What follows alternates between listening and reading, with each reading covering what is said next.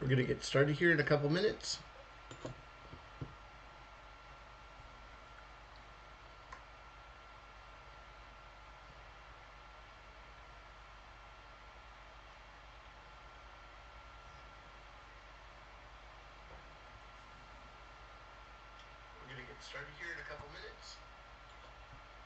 I hope everybody's having a great night and everything, your week has started off well and everything's going okay.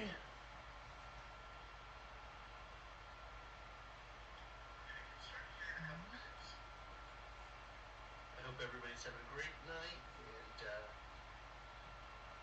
everything, your week has started off well and everything's going okay. Yeah, Maria, I'm doing fine. Thanks for asking. Been a busy day. Up super early. Work was super long today, and just trying to get everything situated and ready to go for tonight.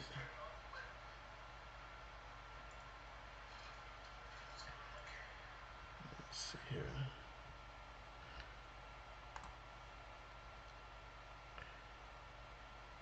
Okay.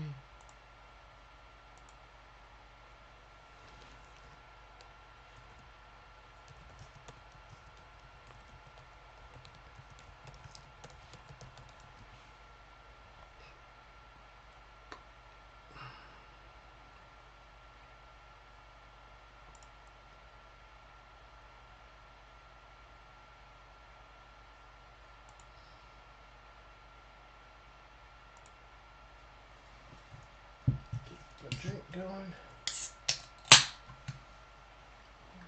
Put that there.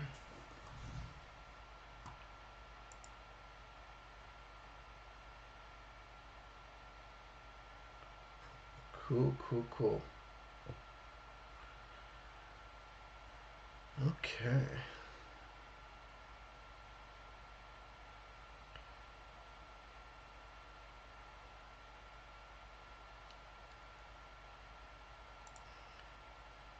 Let's get this on. Boom. Good evening, everybody. I hope everybody's having a great night and you're doing well. Welcome to the live stream.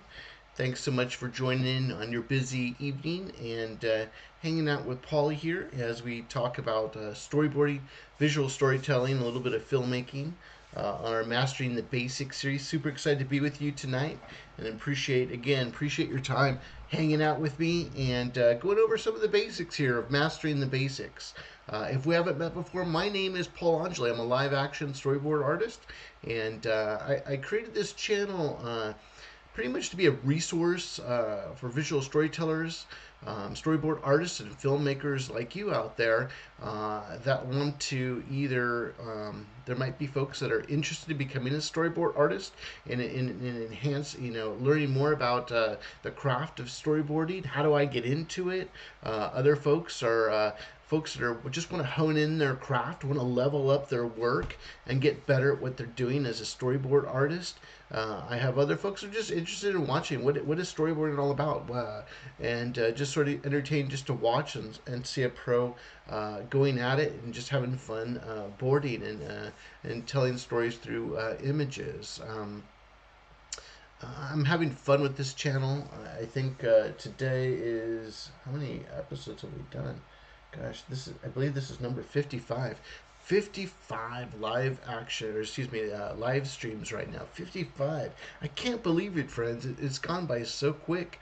And that means that if it's 55 and I'm running it roughly about a couple hours each time we get together, we're looking at well over 100 hours of just visual storytelling content for you to enjoy, learn from, and I hope it helps you out.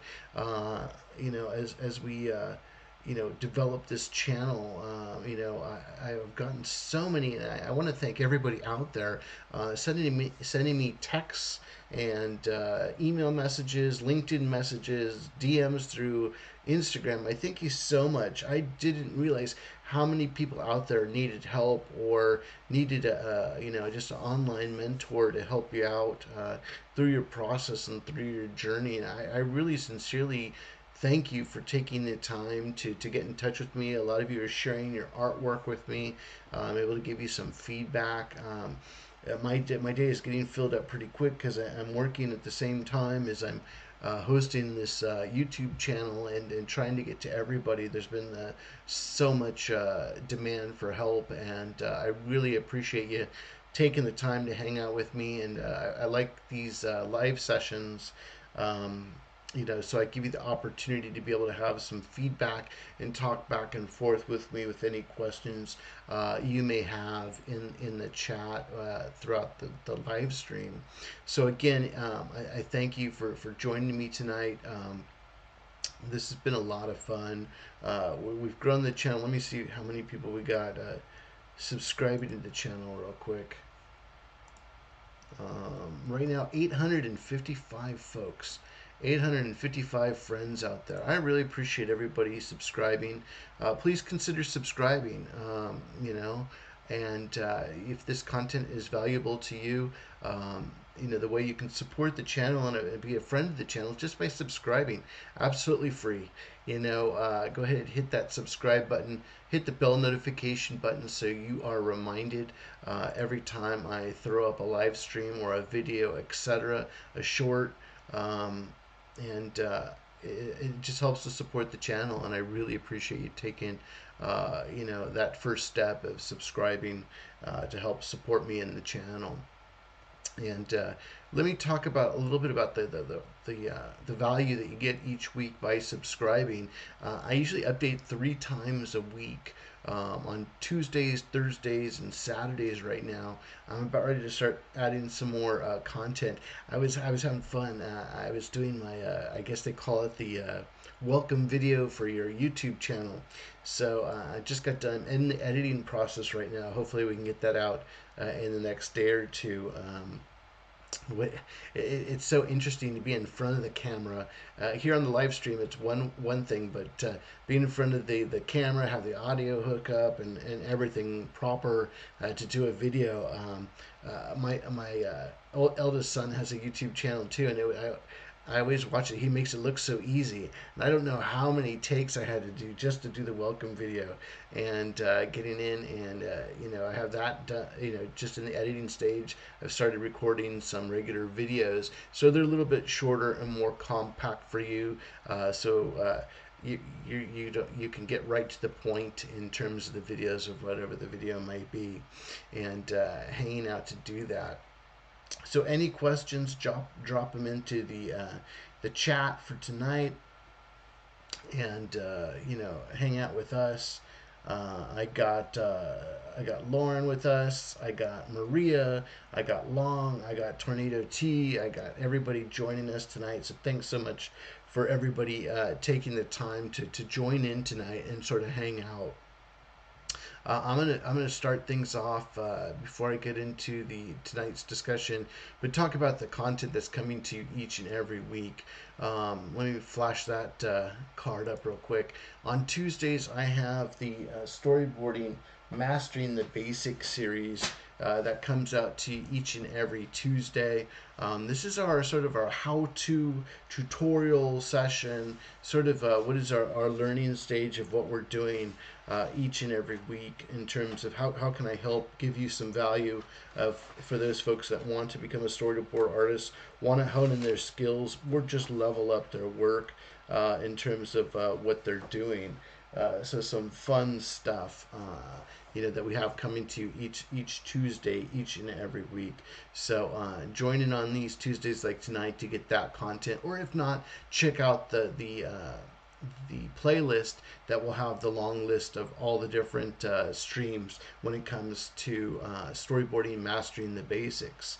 And pretty much what you'll see with that is you'll get everything from your film language on shots, different types of shots, camera moves, different types of ways we do composition in terms of how do we compose shots. Also, we talk about everything from a screenplay or a shooting script all the way through shot listing and thumbnailing and roughs and your final animatic.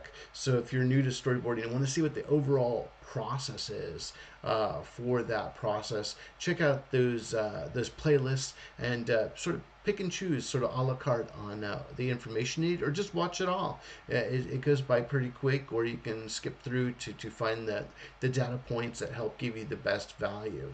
And then on Thursdays we have our sketching after hours, sort of our happy hour.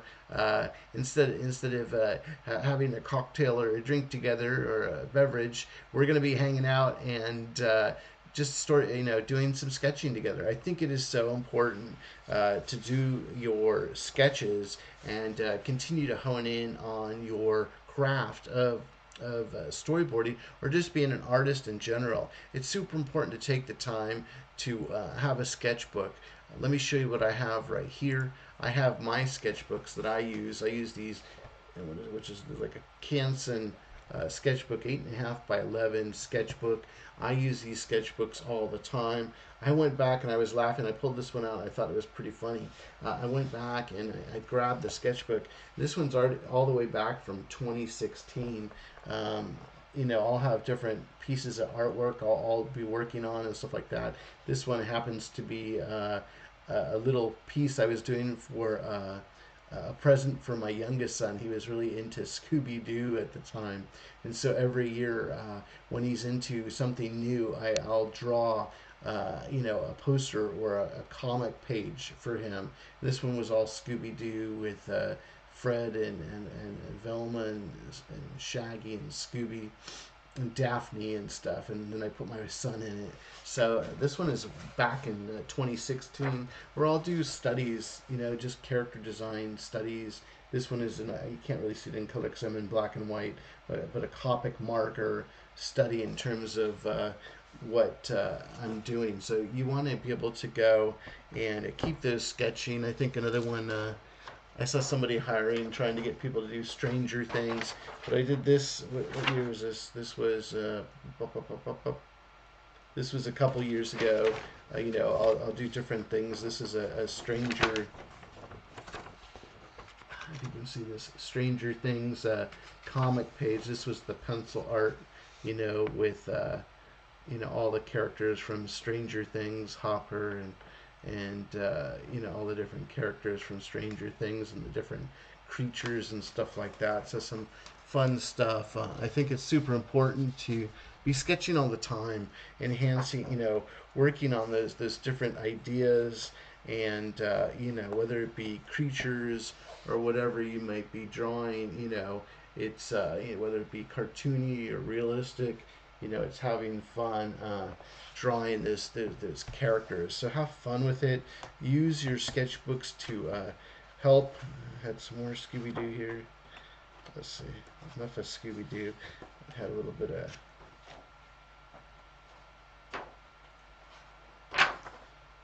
Harry Potter. You get just different characters and things like that to sort of have some fun on.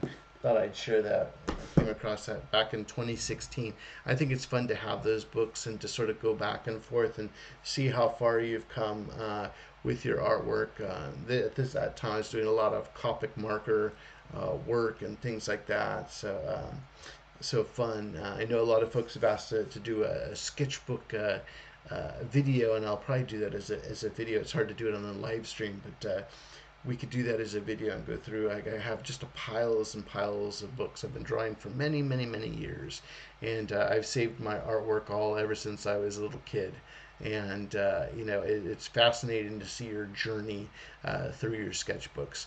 But again, back onto the content that we're delivering each and every week. And then on Saturdays is our storyboard jam sessions. And then the storyboard jam sessions, just a fun time to just to hang out. I storyboard. I think we're doing an ice creature on last Saturday. We've done horror. I know a few folks in there enjoy the theme of horror, and done a lot of during Halloween. We did I guess. Tale of the Headless Horseman, vampires, the mummy, the creature from the Black Lagoon. We've done all sorts of different action type of things, or if a movie that's been coming out.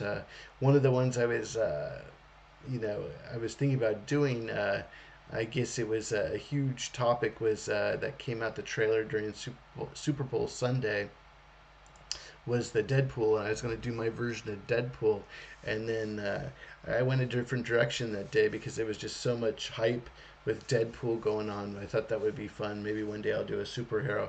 I enjoy Ryan Reynolds and Hugh Jackman and their work, and looking forward to seeing this. Deadpool and Wolverine movie coming out in July. And then I noticed I have quite a few friends that have worked as storyboard artists on the film, and shout out to Charles Rattray, fantastic storyboard artist. I saw that he was working on that film, and I was super excited for him getting the opportunity to work with that particular film and that project. So that's cool. Congratulations to him. But fun stuff. So storyboarding on the jam sessions on Saturdays are really fun. So having fun with that. Again, appreciate everybody jumping on board and hanging out with me tonight, and looking forward to tonight's topic.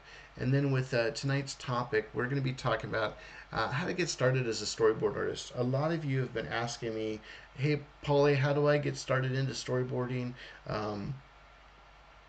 What is it that I need to know?" It takes a while, you know. It's not like other crafts where it's sort of instant, you know. And we're going to talk about that. So I'm going to leave that open in the chat. I'm going to leave this sort of I want this to be an interactive, very interactive communication between all of you and myself as we're talking, because a lot of you are new. You're trying to hone your work into visual storytelling. You possibly, a few of you are wanting to become storyboard artists. Others are using it for their own comics or personal projects that you're working on. So throw it into the chat. Are you trying to become a storyboard artist? Where are you at in your journey? What are the things that you'd like to be working on, or questions you might have? And we'll kick that off. I'm going to take a sip of my drink real quick, and you let me know. And I'll be checking the chat in just a second. Let me get a sip over here.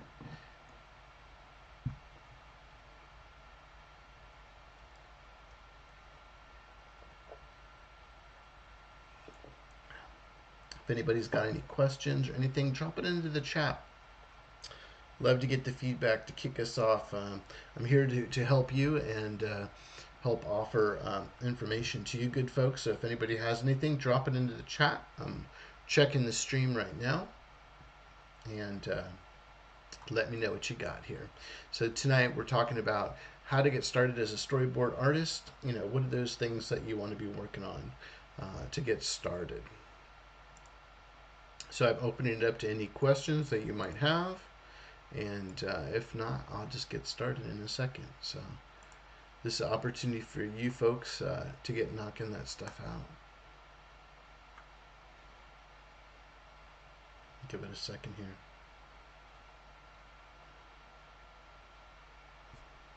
Cool. So Tornado T, thanks for chiming in. Tornado T, let me read Tornado T's comment real quick. Tornado T says, "I'm trying to become a storyboard artist, and I have a background in comics and comic strips." Maria says, "Yes, that is yes. What is a good way or path if you don't have experience?" And then Lauren is saying, "What is the actual size of the boxes I'm trying to practice?"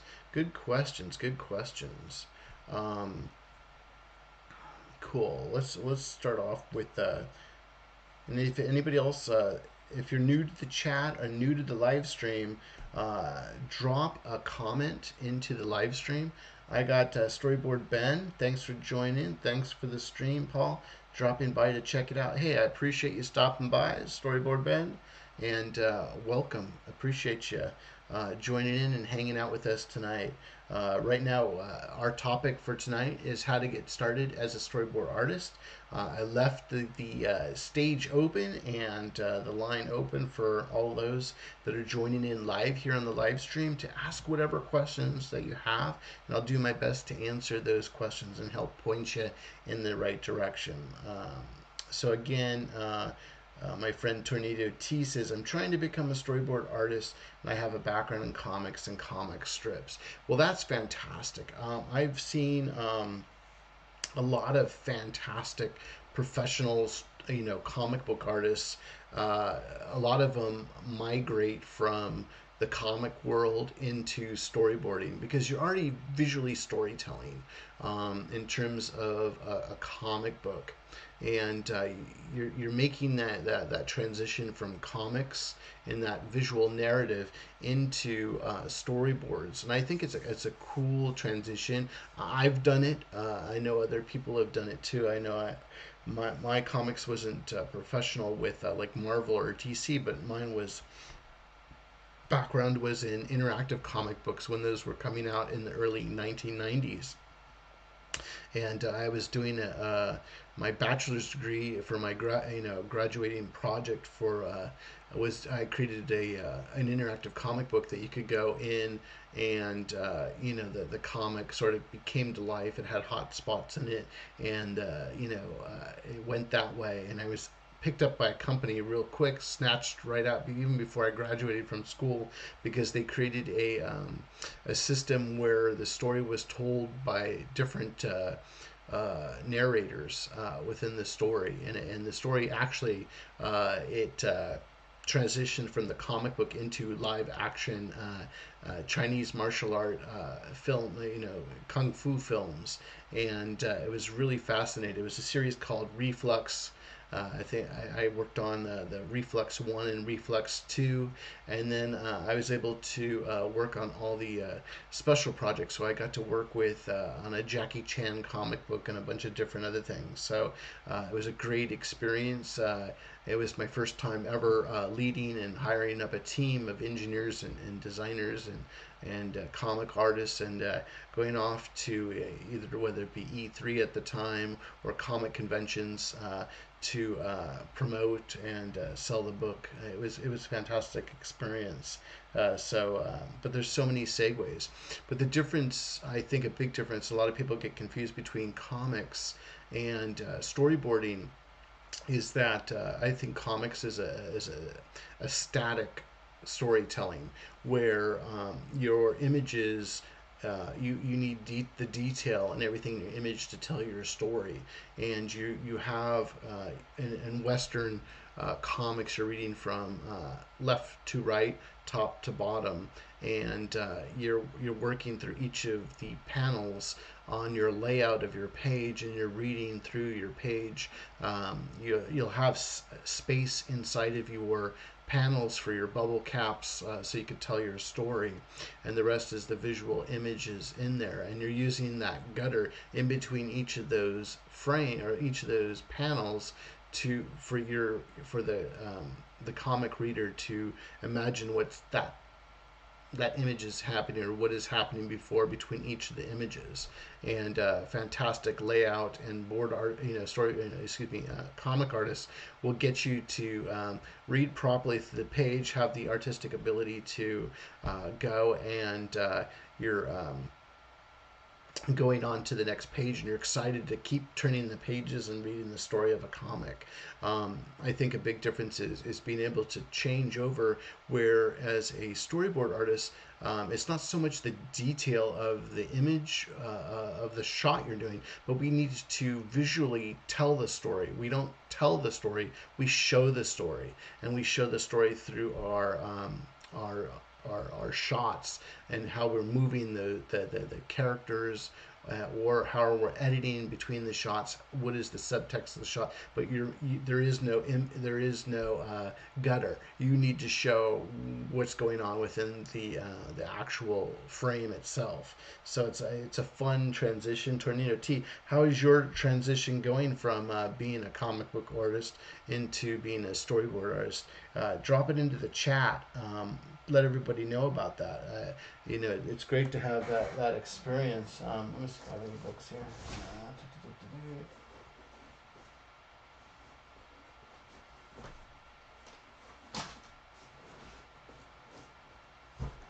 Let's see. Ugh.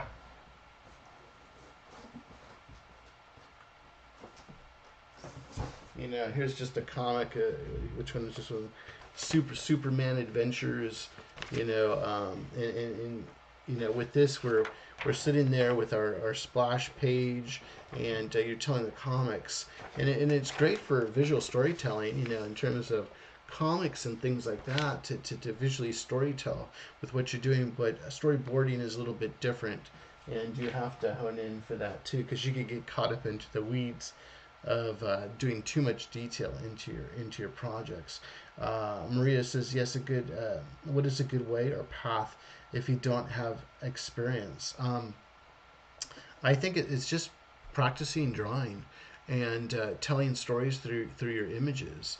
Um, you know, um, we were talking about one of our past live streams. We talked about storytelling. We used Dan Harmon's story circle. We just talked about the three act structure in terms of how to tell a story through your visual narrative. And what I think about, and this is where it goes into comics a little bit. I think it's something simple as a comic strip, or a Saturday, a Sunday funnies, or Sunday comics in the Sunday paper, or something like Calvin and Hobbes.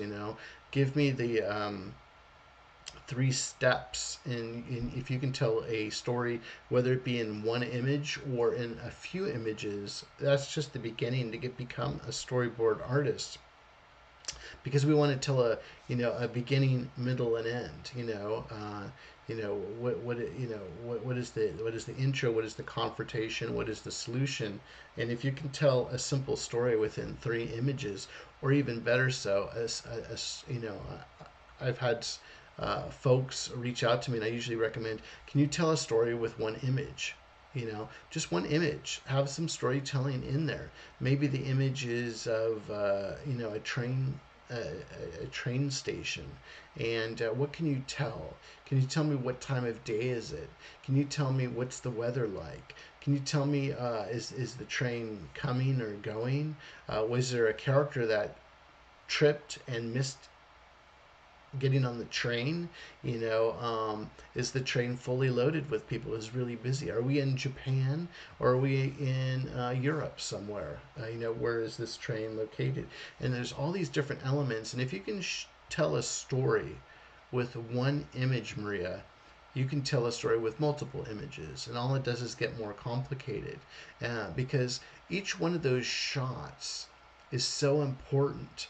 And you're thinking about it, whether it be a film or a feature animation, or an animated cartoon, or a music video. You're trying to give a mood, and you're trying to tell the story visually. You're not using your words. You're using your artistic ability to tell me, what time period are we in? What is the clothing that the characters are wearing? Am I in space, or am I underwater exploration, or am I in a dark cavern with the Baba Yaga or something like that?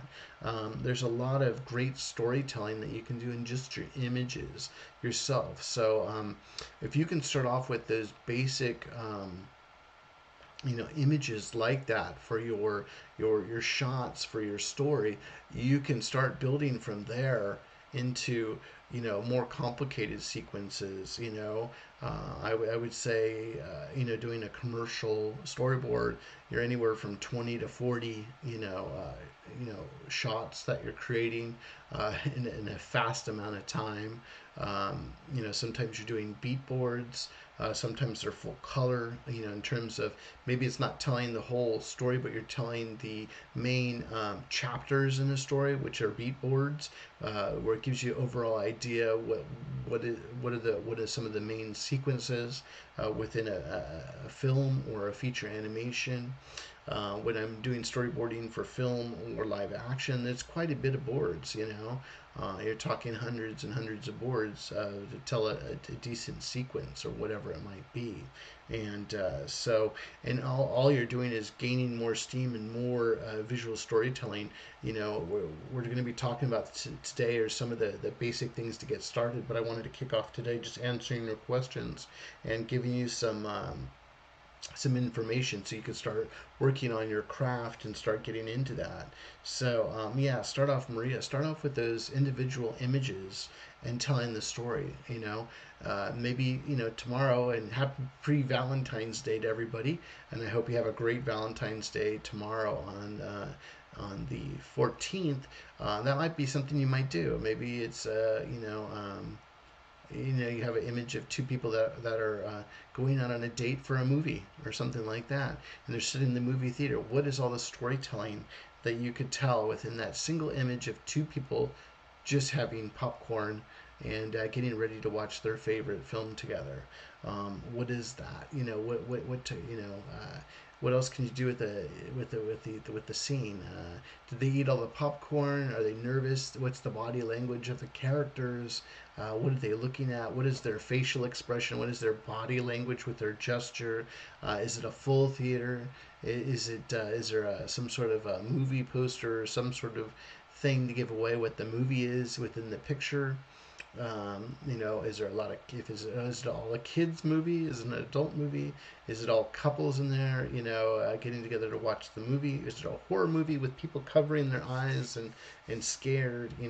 What is it? We can tell a lot of a story just in a single image. And like I said, I'll give a quick story. I remember I was hanging out with Steven Silver, and we went out to get a bite and hang out, and I was all, Steven, give me some advice. I was asking him for some advice, when I first started getting into storyboarding, and Steven's all, hey, listen, Paul, why don't you if you can tell the simplest of stories, which are nursery rhymes, and you can storyboard a nursery rhyme, you'll be able to hone your skills and get better and better and better. If you can tell the story of Jack and Jill went up the hill to fetch a pail of water, Jack fell down and broke his crown, and Jill came tumbling after. If you could do that simple nursery rhyme story and visuals of those shots of what's going on within that nursery rhyme, you can be able to get on your way to become a storyboard artist. And just some great feedback, and I appreciate Stephen taking the time to hang out with me on top of giving me some great words of wisdom that I pass on to you as you are trying to get on with your storytelling. So I hope that helps out, Maria, and gives you some food for thought there. And don't forget to share those storyboards with me, or those single images with me over there on Instagram or wherever, whichever way you can get in touch with me. Then I got Lauren. What is the actual size of the boxes? I'm trying to practice. Well, it all depends on the project, Lauren. It all depends, and sometimes we call it aspect ratios, and that's the size of the screen, in terms of what you're doing, and every screen has a little bit different ratio. And if you're going to do something like, let me do here. If you're going to do something like a high definition image, you're going to be doing, for a HD image would be 1920 by 1080 would be your pixels in there, in terms of the image that you're creating. Another thing that is using that 6:9 sort of ratio is usually the way to go for that.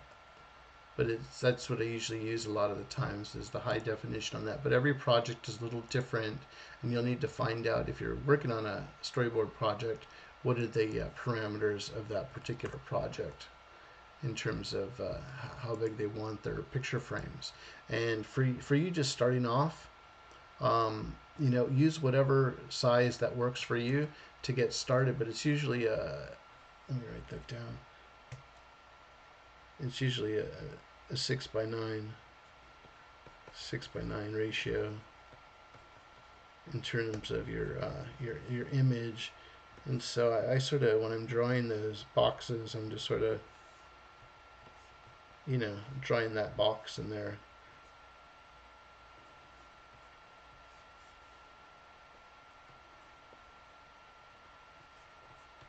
In terms of what it is.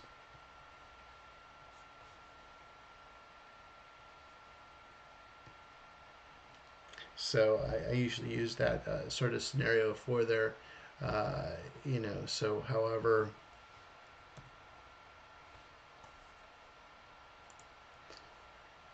I would just say if you're just getting started, use whatever size that's comfortable for you, and then you can do that. Different screen sizes or ratios, screen ratios, or excuse me, picture ratios for the film produce different things. If you're going back into television times, it was more of a square type of storyboard. You'll see this in animation and things like that. More of a film. Here, this is more of like TV animation.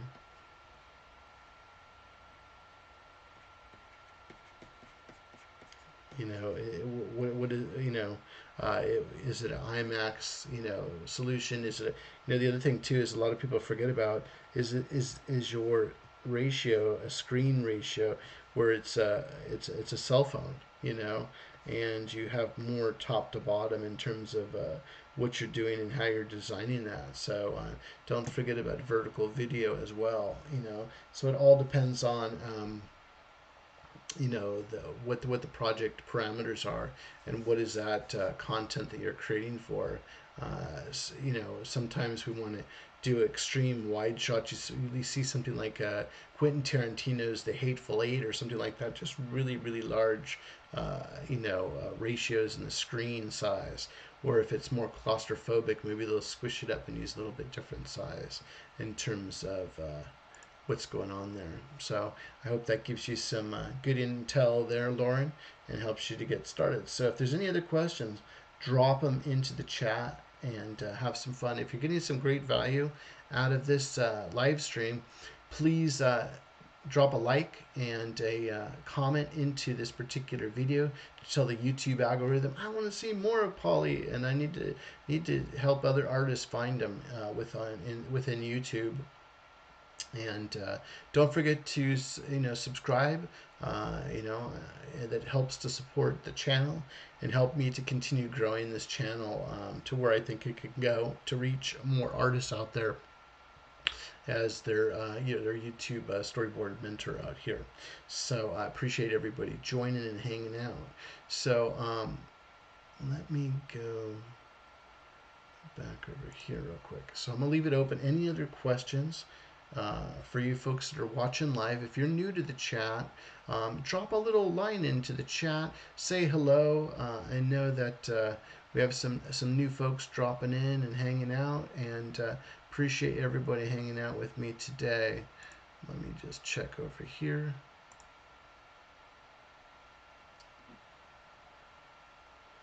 Cool, let's go back to live stream and check.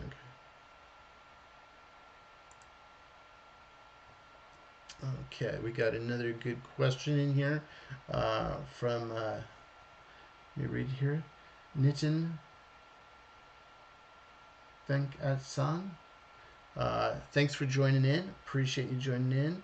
And what would be a good film to study cinematic shots from? Whew, that's a good one. Very good question, my friend. I think there's so many different films. I can't suggest it more for you to watch films. I remember back in my college days, I loved art history, and I took a film history class as well. And we studied all the greats from the invention of cinematography and film up into the modern day.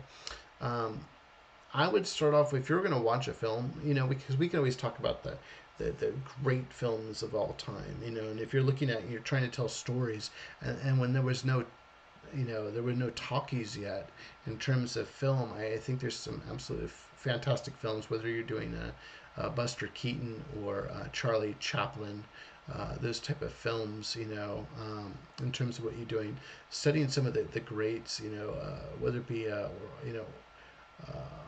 Orson Welles, or you're looking at Alfred Hitchcock, in terms of filmmaking, and then a lot of our modern film, we even going back Akira Kurosawa, Seven Samurai, fantastic director, fantastic visual language, different styles. Miyazaki, the same thing with his animated films of today. Just absolutely fantastic. Or you're watching films like Akira, animated films like that.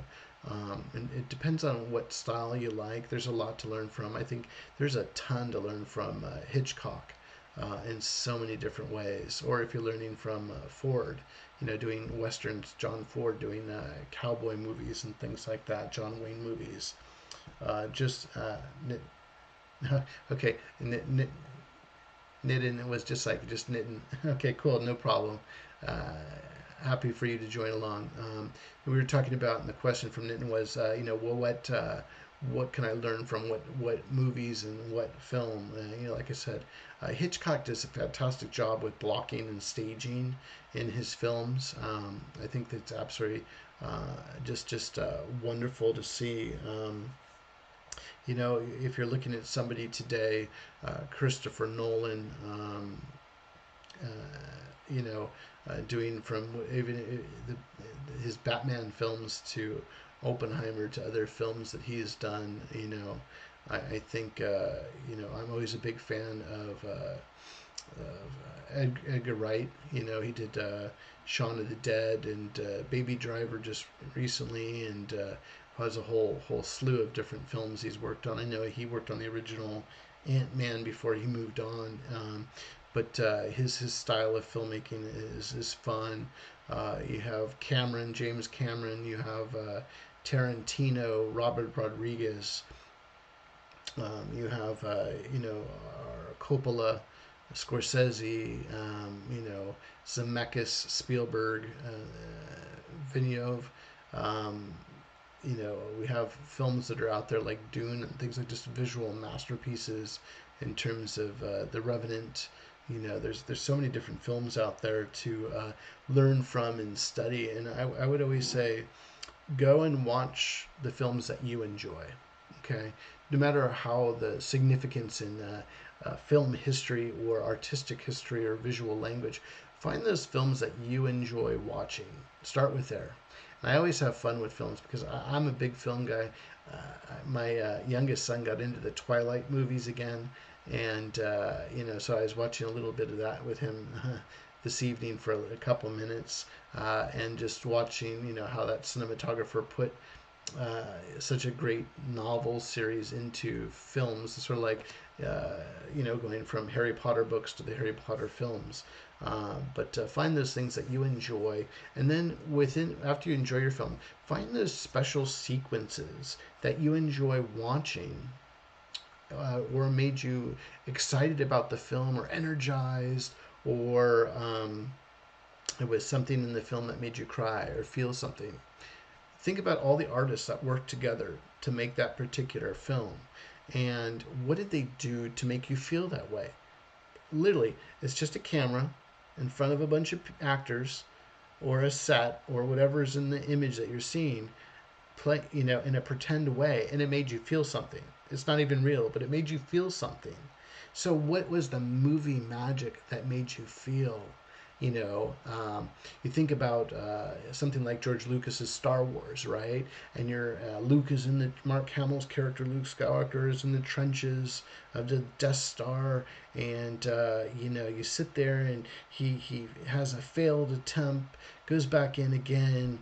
Alec Guinness's Obi-Wan Kenobi says, trust in the Force, Luke, and he shoots off his pulse, lasers into the Death Star. And right before that happens, yeah, you had Darth Vader with Luke in the crosshairs of being able to be blown up in space, and then out of the blue comes the Millennium Falcon, Harrison Ford's Han Solo with Chewbacca just zooming into the thing to go ahead, take it away, kid. And that was epic.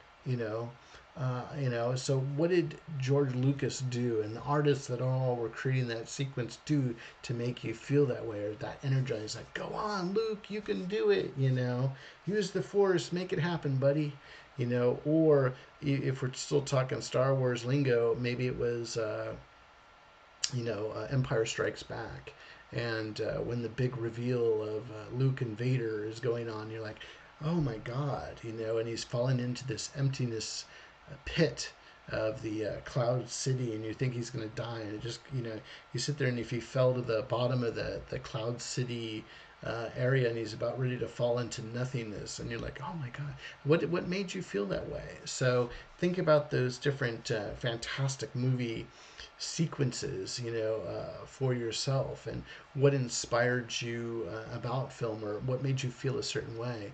And that's a challenge for each of you new storyboard artists out there, is go and we call it reverse storyboarding. There's a fantastic artist on Instagram, Sachin, and Sachin is going and taking the time. Right now, I believe he did Terminator 2, and he's currently working on Raiders of the Lost Ark, and the artist is literally drawing every shot of the movie. If you think about it, it's a great practice, and we call it reverse storyboarding, where you're just watching your favorite film and you're just storyboarding those sequence shots. And that would be something to try out yourself as you're putting together, like, because everything is a formula of putting it together to see how that makes you feel or gets you energized. If you're big into Dwayne the Rock Johnson or Jason Statham, you want to go, what's going on, or a Bruce Lee movie or whatever. It's like what made me feel that, besides the acting and the character within the shot. What is that shot doing? How are we doing that? You sit there and look at Keanu Reeves and all the John Wick films. It's like that sort of shaky cam or whatever it might be to get the sequence or the long sequence in a master shot where the characters are doing all the movement within this shot is locked off and static. Those are some fantastic shots. So I hope that helps you out, and gives you some leeway of films to take a look at. I think I've named quite a few films, and that you can go and have some fun with. To do that. Any other questions in there while we're leaving it up? We got some good jam questions going on, having a great conversation. Just drop them in the chat real quick. So if you have any questions, just drop them in the chat real quick, and then we'll go into some of the steps I think that are important to know as you become, hit your marker of becoming a storyboard artist. So drop those into the chat. Cool. I'm glad that I helped out. Yeah, anytime. So, I always have fun with this too, to talk about, what made me want to become a storyboard artist, and those type of things. And my story is pretty simple in terms of wanting to become a storyboard artist. But I'll leave it out real quick before I go into that story. Is any other questions? Any other questions? We'll leave it open to questions. This is an interactive. That's what I love about live streaming, is you can ask a question. We can talk live. I know it's not like a Zoom session or something like that, but we at least can communicate with each other if there's a question you might have. So I hope you're getting some great value out of tonight's live stream. And I'm going to get in and start doing a little bit of drawing and a little bit of writing here in a couple minutes here.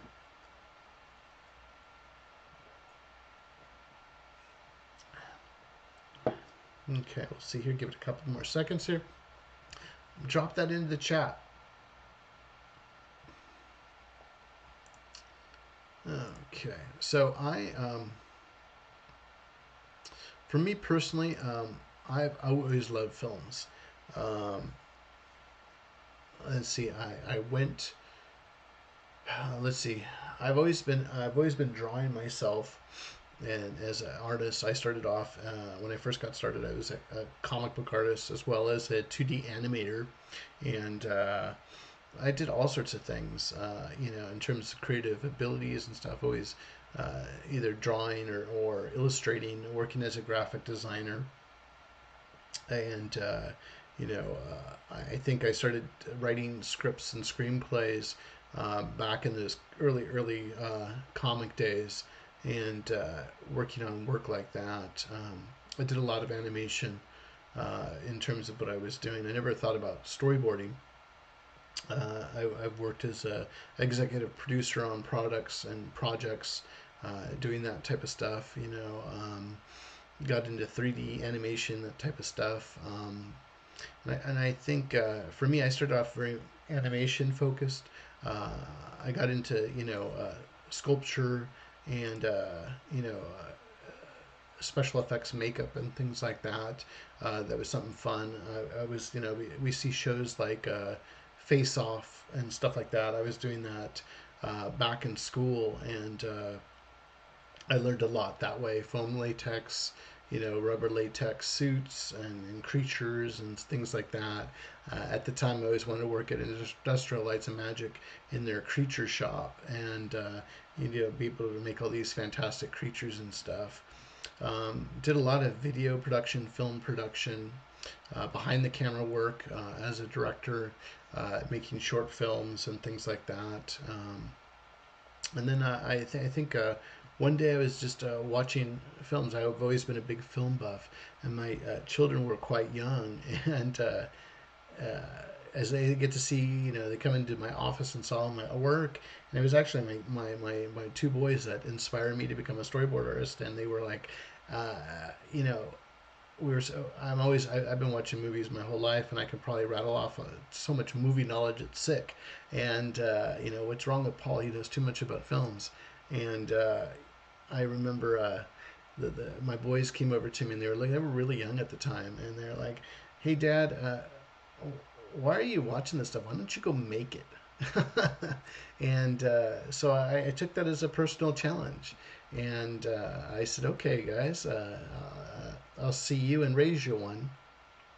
And started working, in my pursuit of becoming a storyboard artist. And it sort of flipped over for me. So, and sometimes I flip. Today I flip back and forth between storyboarding or directing, back and forth a little bit in terms of what I'm doing. I still love animation and animation focus, but I tend to spend a lot of time in live action today. If I go back and look at my early work, it's either comic work or it is animation work. And if you look through my styles changed throughout the years, from a comic style to an animation style to what I sort of do today. And I can sort of float back and forth if I'm going to be working in animation or I'm going to be working in live action. So it's sort of fun for me. And but I based it on a challenge from my sons, how I got into storyboarding. And instead of being watching as an audience member to make the stuff, and that was great. Cool. Tornado T says, which one do you prefer, Paul? Storyboarding or directing? I think both go hand in hand. For me, I think that's what's exciting about storyboarding is when I have the opportunity to work with other directors as well and see their passion and their sense of film and image and storytelling, and that I'm able to contribute my skills as not only as a storyboard artist, but also as a director too. So you're thinking like a director in terms of putting your work together and collaborating. It's a very collaborative environment when you're making films or animation, and it's not just you, and that's what excites me about being a storyboard artist when I'm working as a storyboard artist is that you are helping to put the visuals of that particular director's vision onto the page that eventually will be the blueprint of what's going to be on screen. Now it'll take different iterations, and the final output might not match what the storyboard is, but it's the general blueprint of where the film is going. And I think it's exciting because you can talk films. You can, there's a lot of times where I'll be working, and somebody will be coming over to me, or the director or client, and they'll be like, "Oh, that movie? I want to do something like that shot." And I'll be like, "Okay, that shot over there, yeah, that's what I'm looking for. Cool." So I think it works hand in hand. Sure, I love to be directing more as well. I got into direct a lot of short indie films. I've done a lot of personal films that I've won, awards from, and then I got into consulting, doing music videos, and I've done a lot of country music videos, and of different bands here in my community, and being a part of that scene has been fun. So and it's a challenge, to be able to direct a music video. I think it was a lot of fun coming up and being able to storyboard yourself. You can just storyboard, and that made it easier working with the bands that I was working with, is to be able to storyboard it all out, show them the visuals of where the story of their music is going, and having fun with that too. So I think Tornado T, I like both, and I think it's a lot of fun in terms of what you're doing, and being flexible. I think it just depends on the opportunity of which way I can go. I enjoy the essence of that. One thing I hadn't gotten into is any like producing, or anything like that, of securing the funds, or the budget for the budgets for the films and things like that. But that's another interest or whatever. But we'll see where it goes. It's interesting, and so Tornado T says it's interesting how they bleed into each other. Yeah, because it's one big collaborative environment, and I think some directors out there, like I always talk about Sir Ridley Scott, the director of the just recent Napoleon or Gladiator or Alien or Blade Runner. Sir Ridley Scott's background is very deep in cinematic history, and some of the films fan favorites out there, or cult favorite films that he's created, and with him, he pretty much line arts all of his storyboard shots, and it's fantastic to see. I think there's a lot of his work out there. You can either Google search it. I know he's got his Instagram going, and you see a lot of his work from the current film he just completed, and it was out in the cinema, was the Napoleon with Joaquin Phoenix. So check that out if you haven't seen that. Other directors like Steven Spielberg will do really simple line drawings as well, to storyboard out his sequence, and he does a lot with miniature sets and stuff like that too. But then he brings on his story team to go and enhance his vision, so everybody can read his vision in terms of storyboarding. So you'll see a lot of directors out there that can storyboard, or have a simple, because I think you see it in your head, and I think you jot down those storyboard notes to remember that shot you saw it in your head and your mind's eye. So when you go out to film, I think it's critical. I was talking to my buddy Eric Yamamoto, and we were talking about the criticalness that storyboard artists are needed, and productions are more successful when you have board artists out there, because you sit there and you're going, okay, I'm a director, I have all my talent, we have our sets, we have all of our equipment, we're ready to start filming, we're gonna go film. But if you don't have a visual idea of what you're doing, you're just wasting so much money, and that's never gonna make it. It's not gonna fly. You have to have a plan to everything, and that storyboard is your blueprint, your plan to the execution. It's physically note taking what you see in your head, and as a director, to what the director's seeing. So when I'm working with the director, I'm at the pleasure of the director, and helping that director put their vision down, and being able to communicate, so we can show that movie to everybody on the team, of what the visuals are. What does the director see in their head? You'll see that big boards made out, or 3-ring binders with all the boards in it, and all the cast and crew are looking through the boards to get the idea of where the visuals are. And storyboard artists will come in at all different points. Maybe it's not even, the film isn't even greenlit yet, and the storyboard artist, and there's no concept work or concept art created, and you're creating all these different things, in terms of what you're doing to put the visuals together. And eventually it'll change, but you have the main guts of everything that is coming out. So Tornado T also says it seems like a roadmap and plan of action rolled into one. That's pretty much what it is. You have your shooting script, and you'll have your storyboards that are a visual representation of that shooting script. And it helps keep everybody on the same page, and helps keep a production as part of the production pipeline. I think it's super important. Now if you have a seasoned board artist slash director, they already sort of know what they're doing, and they sort of like Ridley Scott. He'll bring in other artists to finalize some of his beats, or his boards even more detailed out, just like Spielberg, and they'll go that way. But I think it's super important, and this is uh, there's a lot to becoming a storyboard artist, and there's a lot to think about as a storyboard artist as you are creating your work. And remember, I think I talked about it at the beginning of our live stream. It's not so much the how good your drawing is.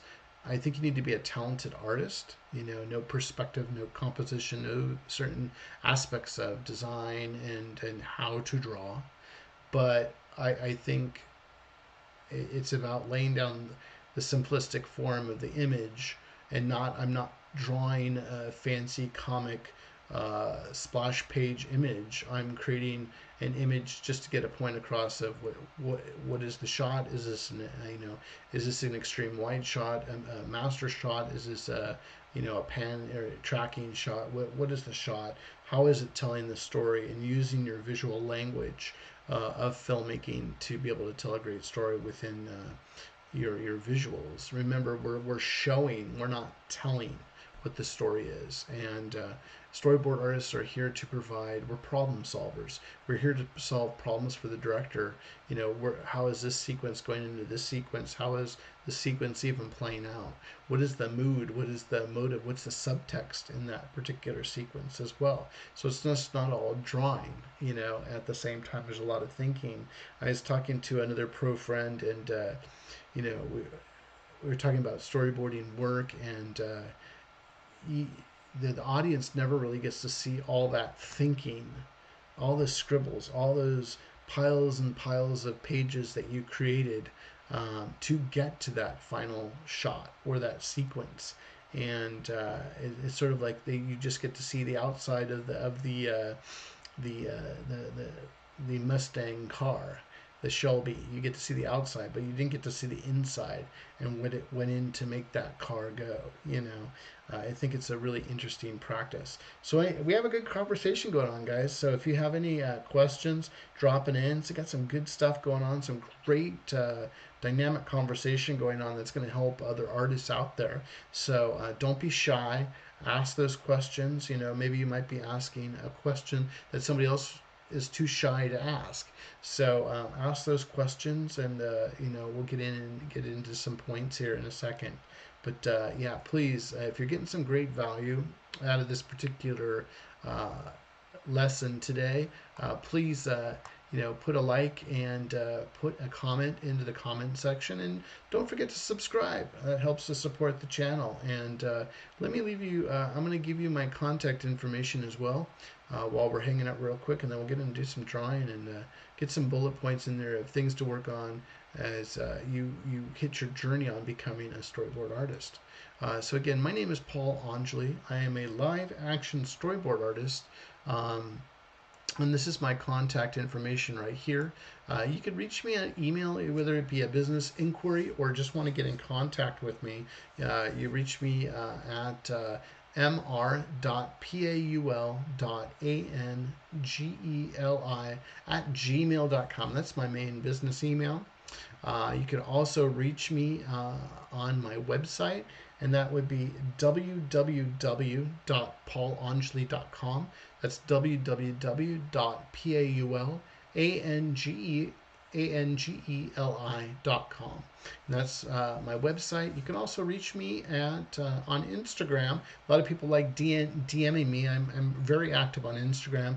I try to post daily on Instagram, and there's a lot of just my personal work or things I'm working on or having fun or just sketches and stuff like that. So you're welcome to get in touch with me via Instagram, and then of course here on the YouTube channel, just look under Paul Angeli, you'll find my channel, and then you have my LinkedIn information. So for all those different social sites, go ahead, follow me, and You know, if you need to ask any questions or anything or get in touch, please drop me a line on one of those channels.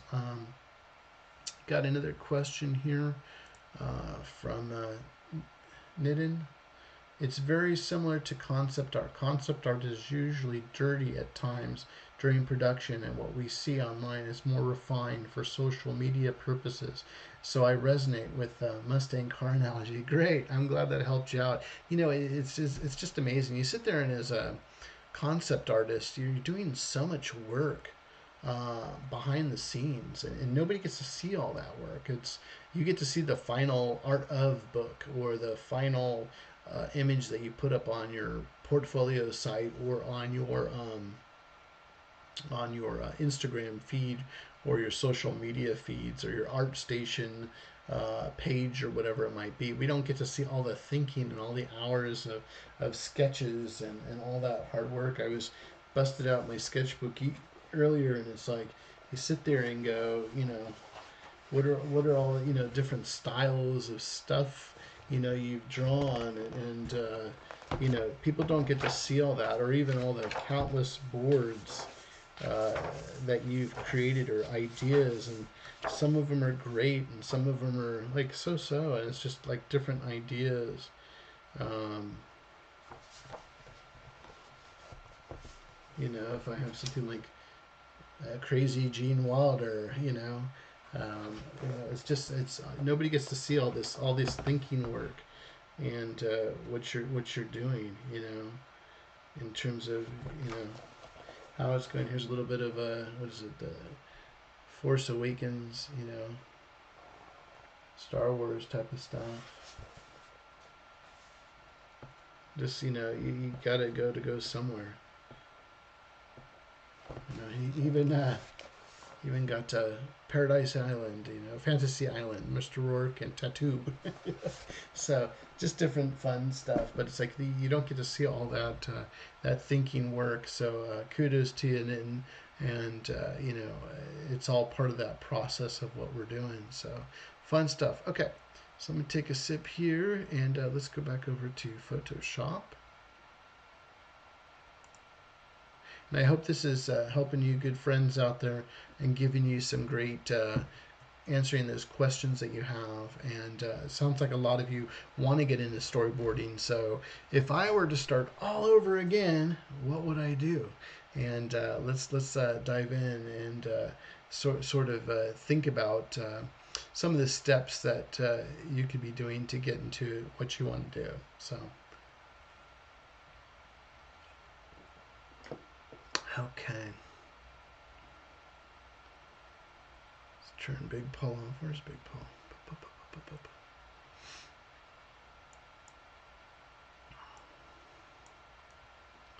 Boop, there we go. Okay, let's go back to this page. I'm in Photoshop. Let's turn that off real quick. Okay, so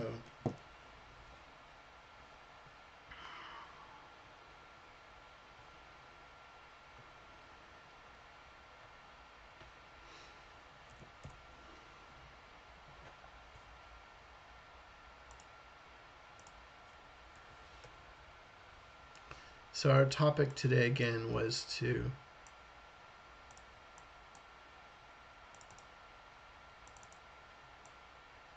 how to get started as a storyboard artist. What are those things that you need to learn? What is it that I would, if I was doing this again from scratch, how would I learn? And what are some of the key points of what I need to know how to do? And what would I need to be focused on as a storyboard artist? Okay, so let's go ahead and turn this off again. Let's create a new shot. Boom.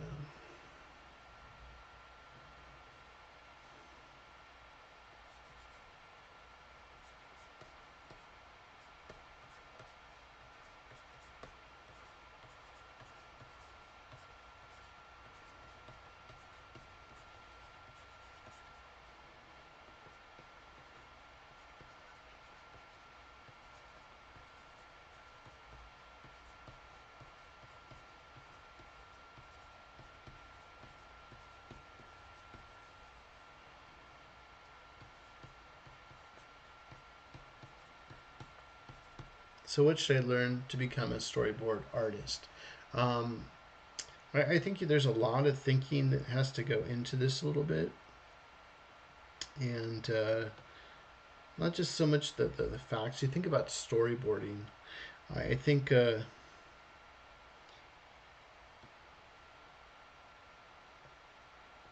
one of the things to do is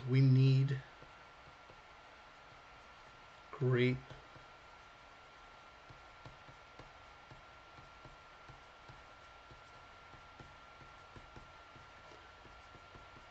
we need great storytellers. Okay, uh, we're up against artificial intelligence today. You see that, and probably Nitin sees that in concept design. It's getting very easy for these AI engines to create visuals now in a static form. Uh, Not so much on the movement or moving characters and stuff like that, but um, I'm not going to give an opinion on AI. Um, I've spent many years to hone my craft as a storyboard artist, and it's definitely a skill set.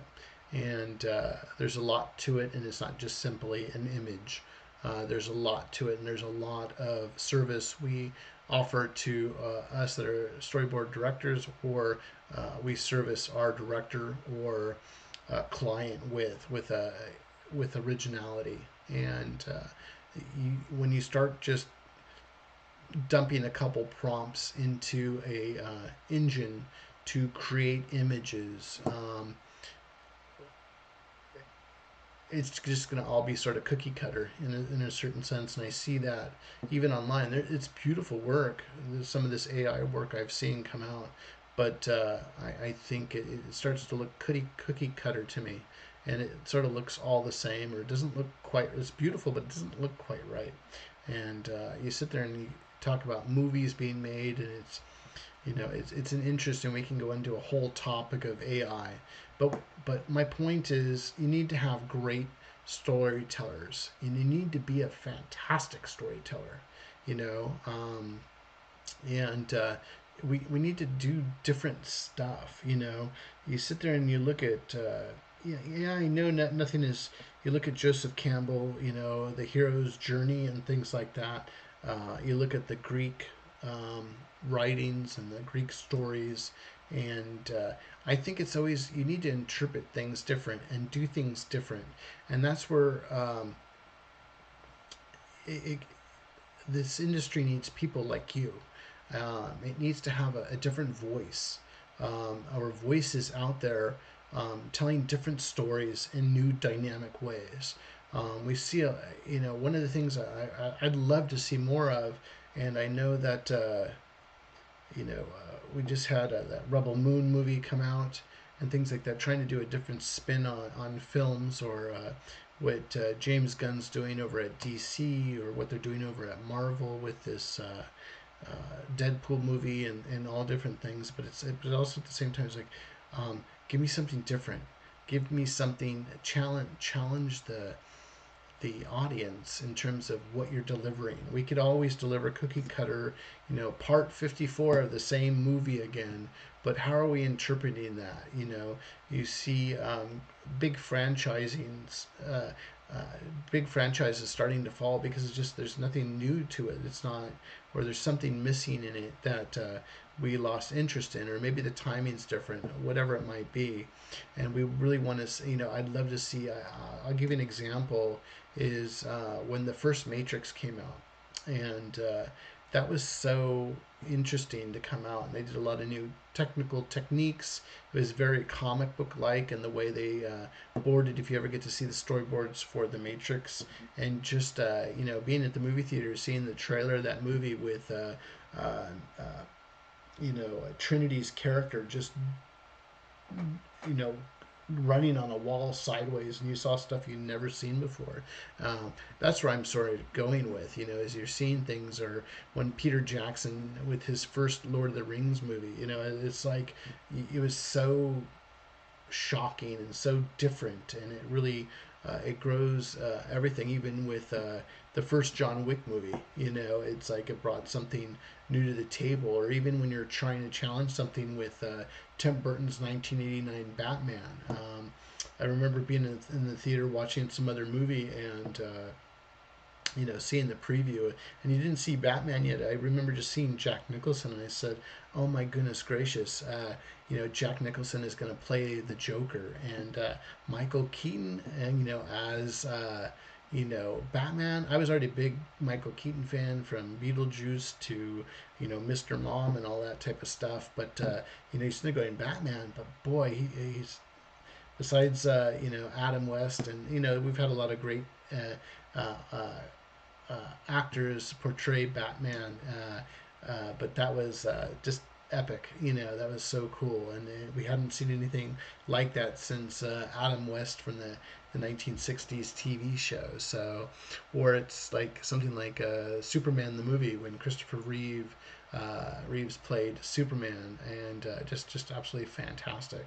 So I'm always challenging myself to go, well, what we need great storytellers. We need to tell stories in fresh ways. Let's put that on there too.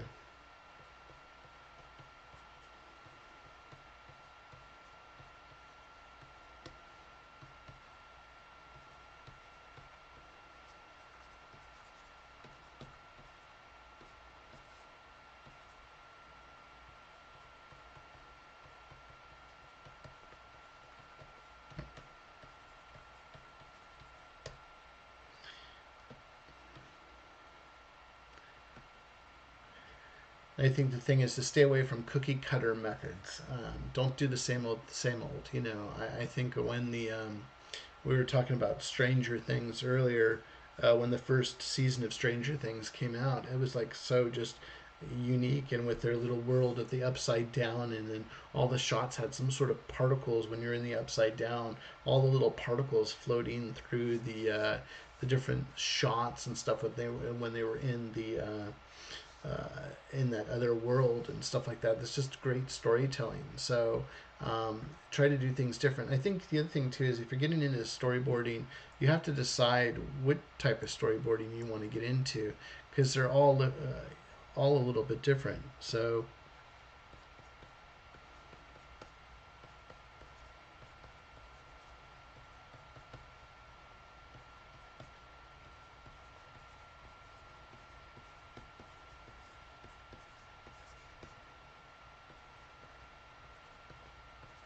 what type of storyboarding do you want to get into?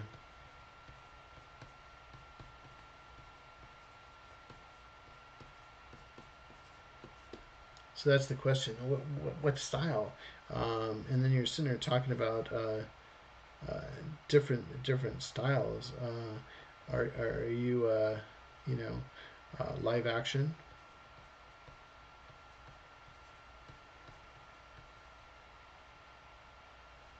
And then what we're talking about is feature film.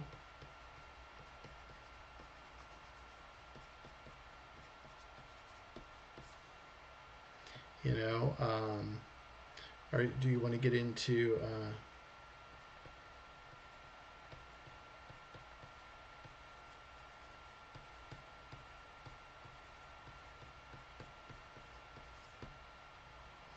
do we want to get into feature animation? That's something like a Pixar film, either a Sony a Spider Verse type movie. You know, what is it that you want to get into from there? What are some of the aspects there that you'd like to get into um, in terms of what you're doing there? Those are some to name a few. Okay, I got the capture back up. I forgot that. Okay. Um, do you want to get into feature animation? Do you want to get into live action? Do you want to get into more of the episodic?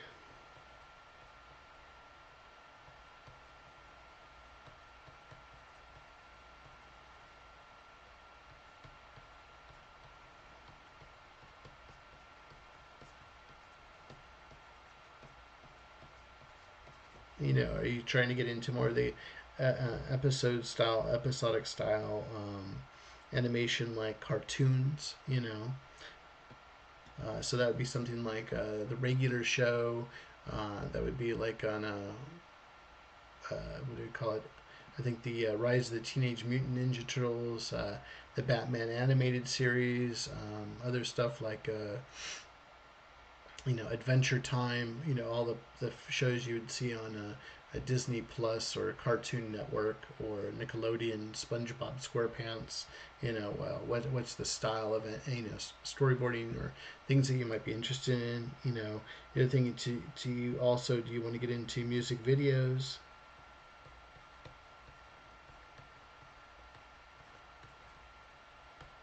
Another area is, do you want to get into advertising?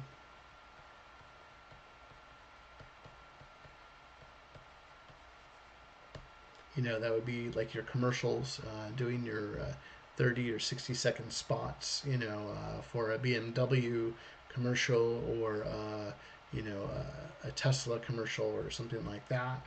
What are the boards that you want to get into that way? Tornado T asks real quick, what are the main differences between storyboarding for live action versus storyboarding for animation? Um, I think I think the main, depending on if it's a feature animation or episodic type of animation, a little bit different. A lot of the, I think more of the feature animation works a little bit closer to live action, versus a serialized sort of episodic cartoon. Something like this Rise of the Teenage Mutant Ninja Turtles, a lot of these shows, your storyboards need to be on model sheets. You need to be on model for every one of your shots. Where if it's something a little bit looser, like a feature animation, you can be a little bit looser. You're sort of on model, and you can sort of, but you don't have to be exactly on model.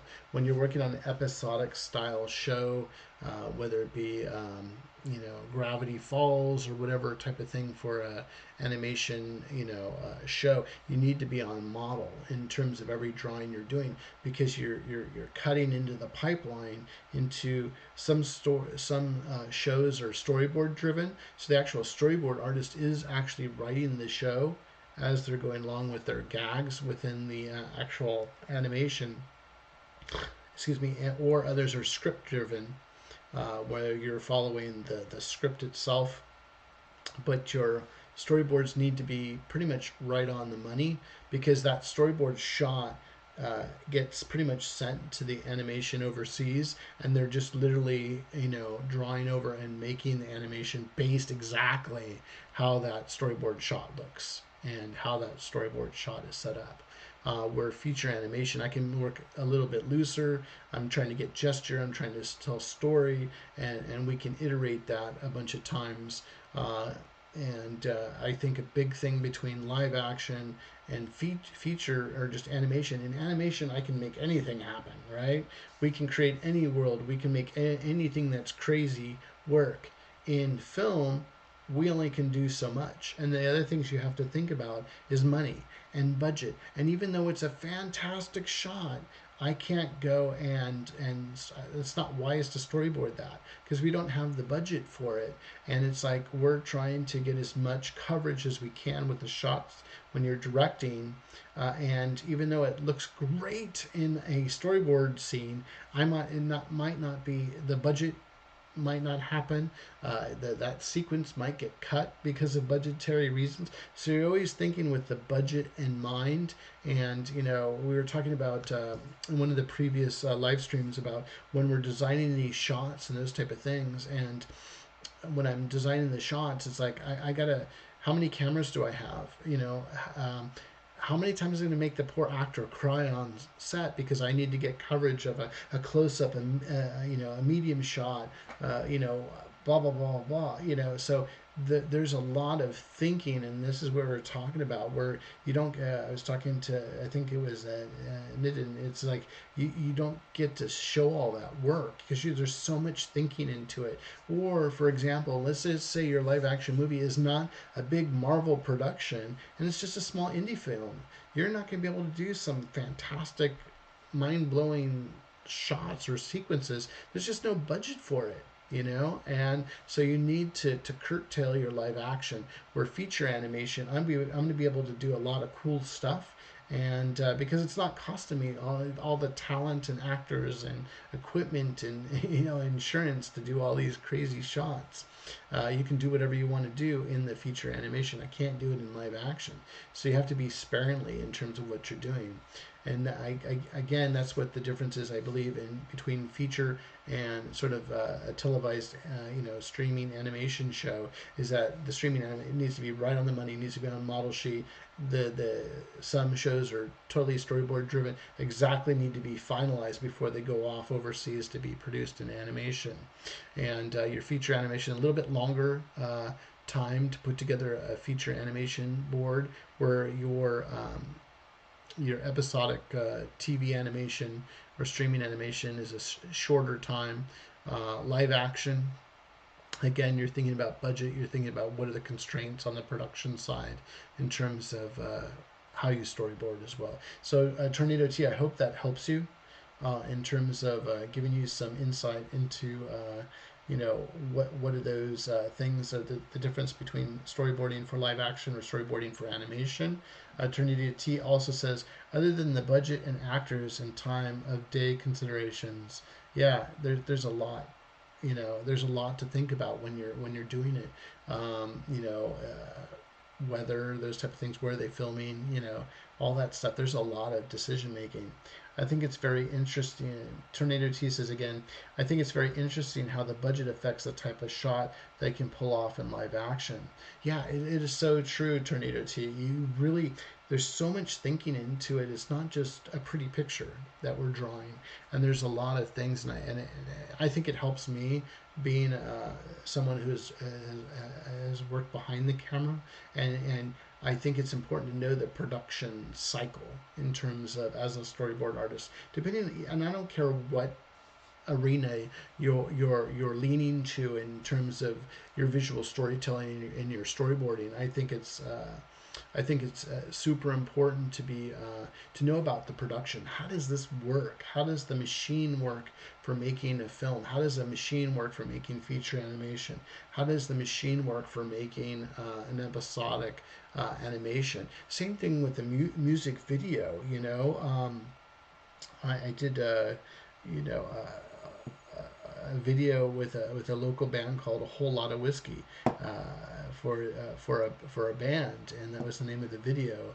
And I think with that video, I had storyboarded out the sequence. I had a story behind the music and all that stuff. But sometimes when you're on location, you have the idea of the storyboard to kick you off, and weather constraints made me have to change a bunch of the shots and go into different locations just to get it done. I think we had I did it in I think it was we did it in a couple days, but the shooting took place in one day, and I don't know, three major locations, all the equipment set up to get everything going, and it just was a lot of work, and it would have went to pot if unless I storyboarded it out, and then as the storyboard artist and the director at the same time shooting the music video, I was able to go and adjust whatever I needed to do as long as it got the project done. So lots of fun. That was that particular video was my first one I'd ever done, and I was like, wow, that was crazy, crazy fun. So Tornado T says that helps a lot. Thank you. And then it says it's very similar with concept design art too. Many times we design the sets for films, making sure it wouldn't break the budget of the film or game. But I feel storyboarders have to do a lot of that, a lot more. Have to do that a lot more. Yeah, it's true, and that's where iterations. I think it's key as a storyboard artist is don't fall in love with your drawings.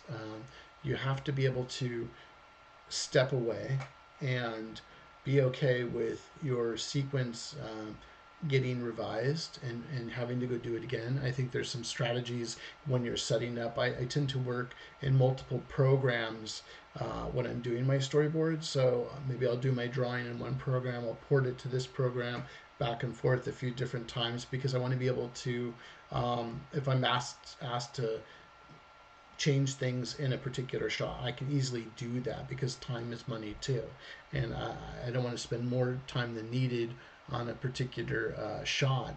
When I have hundreds of shots I have to put together or deliver, or if I'm having to put an animatic together as well.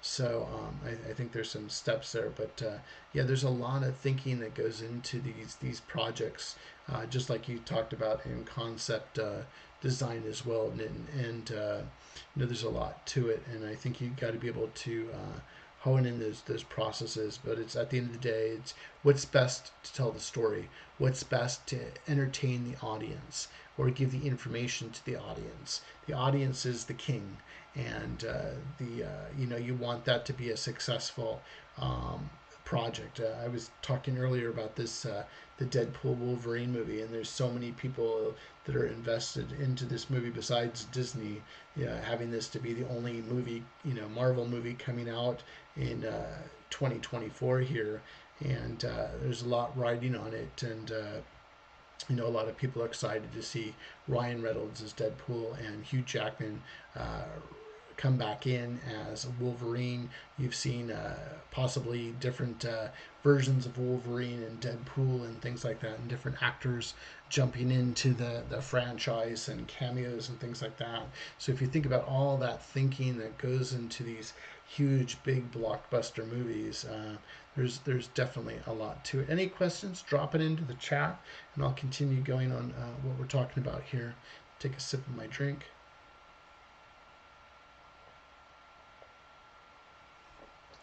Okay, having fun. I hope you're all having a good time. Don't forget to take a moment, put a like on this particular video, drop a comment so it tells the YouTube algorithm I want to see more Polly. And then for you folks that are here on the live stream, I know you already are, and but if you're catching this on the replay, please consider subscribing so you don't miss one of the updates throughout the week. We're updating 3 times a week, and possibly I got a few more other things coming down the pipeline very shortly too that I'm about ready to post as well. So your subscription to the channel helps to grow this channel and help other artists out there find their passion of visual storytelling, storyboarding, and filmmaking. Okay, so we're over here. What type of storyboarding do you want to get into? So we talked about live action, feature animation, episodic animation, cartoons, music videos, advertising. So what do I need to know?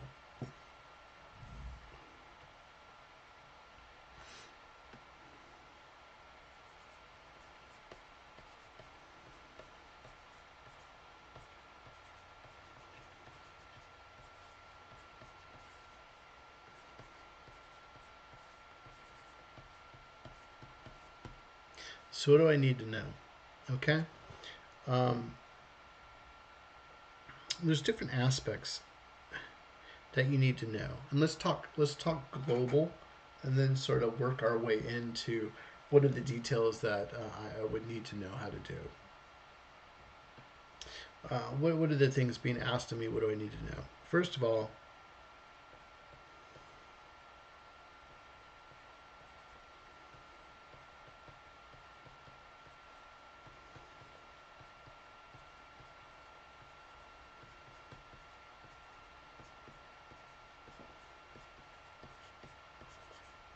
you need to know how to draw, okay?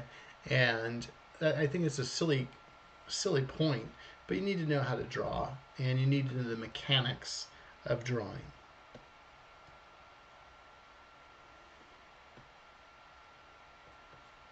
And what I mean by that is your drawing fundamentals.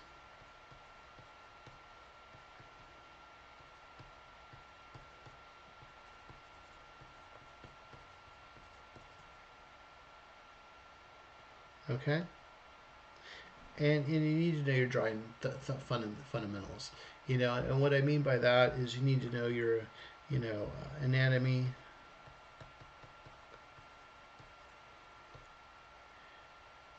You need to know your hard surfaces. I'll call it hard surfaces.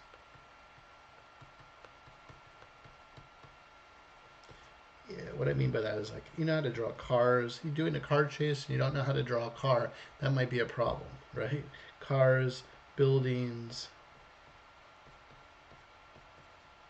etc. You're talking about anatomy.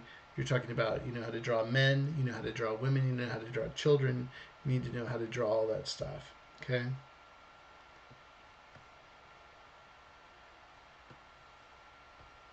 You need to know design a little bit.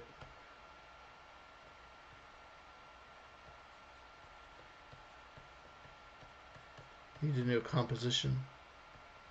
What I mean by composition is you need to know how to put together a good shot. How does a quality shot put together? There's no different than a filmmaker than an artist. Painting on a canvas.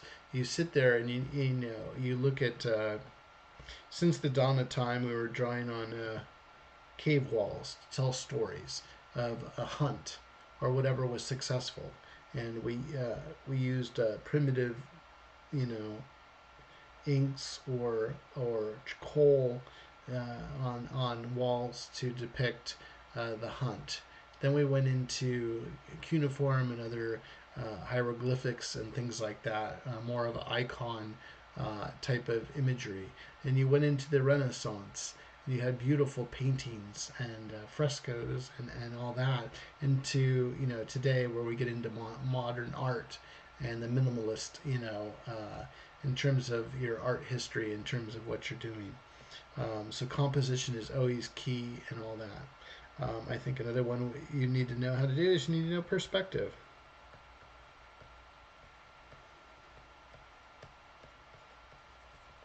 You need to know, all your different, perspectives, in terms of how to draw, and I think those are all drawing fundamentals.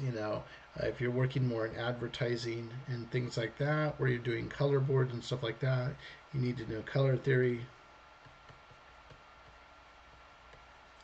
And that's the number one time I say is either you're doing a final art of book or you're doing a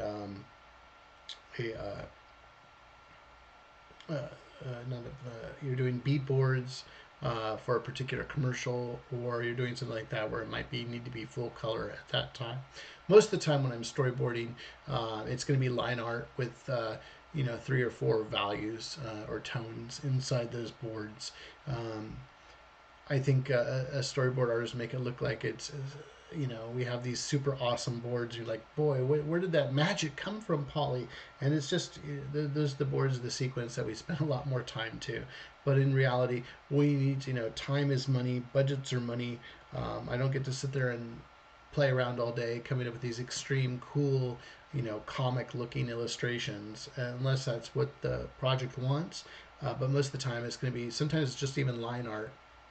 And you think of some of our greatest films and film history and those type of things, or just a pen and paper, or drawn on a napkin at a cafe. In terms of boards, I think it's it's the execution. You're trying to tell the story, and no matter what the execution is, but it depends on the client too, of what they want to see, or your director and how they want to see it, or the production team and the other storyboard artists that you're working with, of how they want that delivered to you. So you need to know how to draw, okay, and you need to know your drawing fundamentals. Get over here. Lost my cursor. What happened to my cursor? There we go. Okay. So what else do I need to know? I need to know how to draw.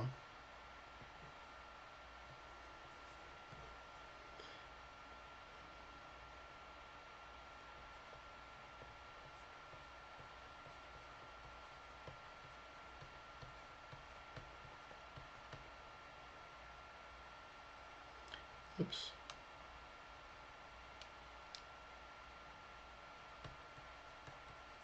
You need to know your film language, okay?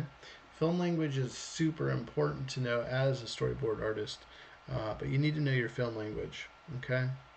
And what I mean by film language is you need to know about shots. Here, not just shots. You need to know about camera shots.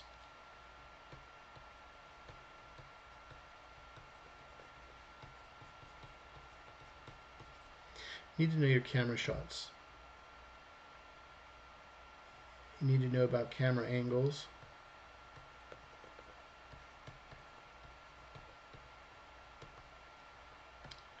camera movement.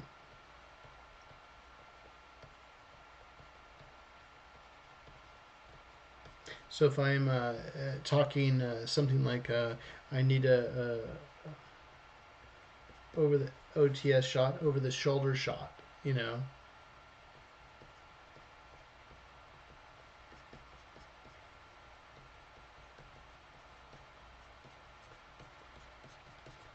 you got to be able to talk the film lingo, you know. You need to understand what filmmaking is all about. You need to know those things. If I'm talking about a wide shot or extreme wide shot, and all these different shots give you a different, you know, image in terms of what you're doing. You need to know your lenses for cameras. There's a lot to know in terms of filmmaking, and you need to know all that stuff. You know, I think there's a couple caveats. I would say film language. You know how you know. I think it's important. I'm going to throw in there production pipeline.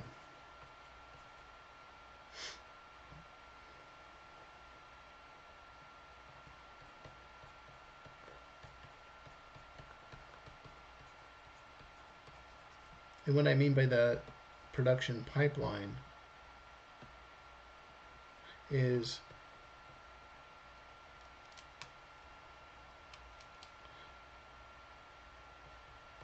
it's pretty much the process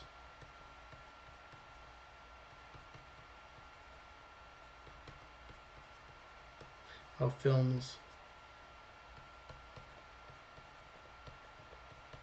or how animation is made.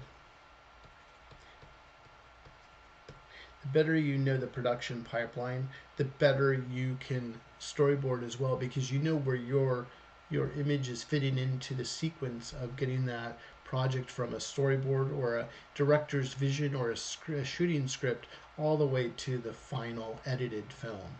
It takes a lot of artists to make. It doesn't matter if it's a feature animation, a live action film, whatever it might be. It takes a lot of creative individuals, and you need to work in an environment where you're all working together to have the same purpose of bringing out some fantastic content to wow your audience. So your audience falls in love with the film that you're making, wants to see more of it, keeps you employed, you know, in terms of what you're doing. Okay, so I'd say the production pipeline. I think when it comes to histories, I think it's important to know your film history.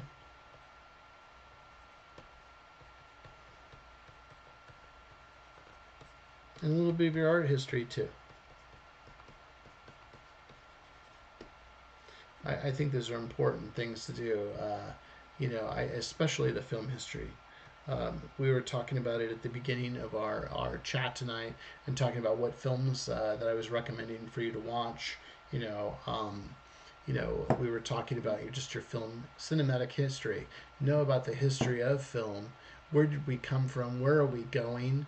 And sometimes the old stuff, the old ways, we can go back to and revisit again. And if we're looking at, let me go back up into the processes in terms of film language. I'm going to throw a couple more points I was just thinking of. It's like blocking, staging, you know, a couple other things in there too for your film language.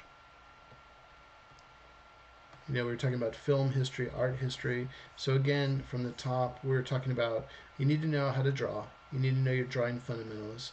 You need to know your film language, production pipeline, your film history.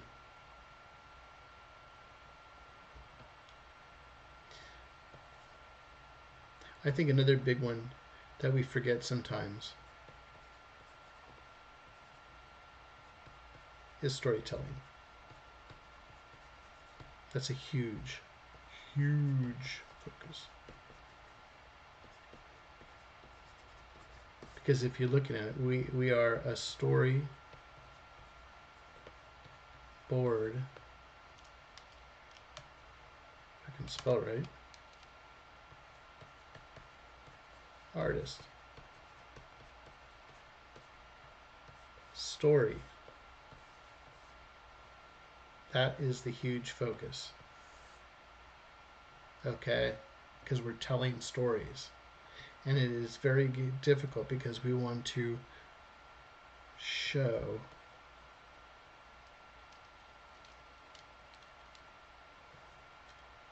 not tell. Okay, we see that in a lot of films out there where the we're putting in a narrator. The narrator needs to give us all this data and information, but I could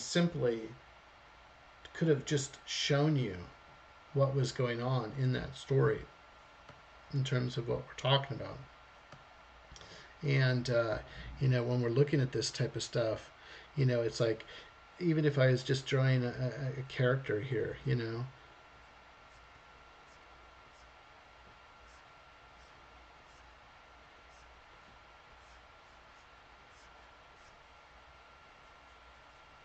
if he's hunched over like this, what is the visual storytelling that we're telling? I just drew a little man here, just simple. What is his body language telling you? We add some detail on him.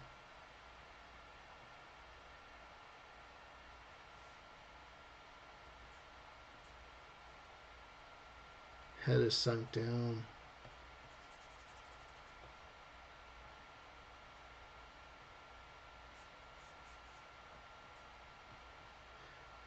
He has a tie on.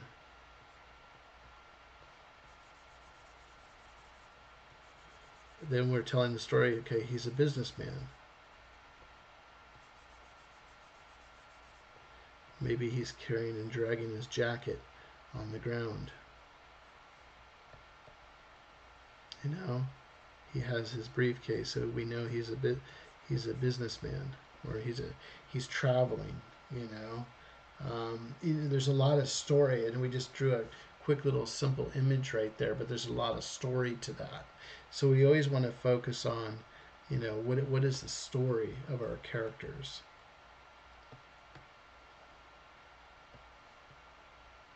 In terms of what we're doing, okay. I think with storytelling, you need to know your story structure.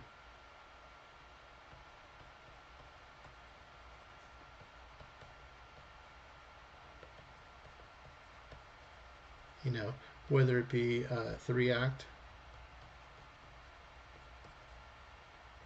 or it might be something like Dan Harmon's story circle. So, what is the 3-act structure?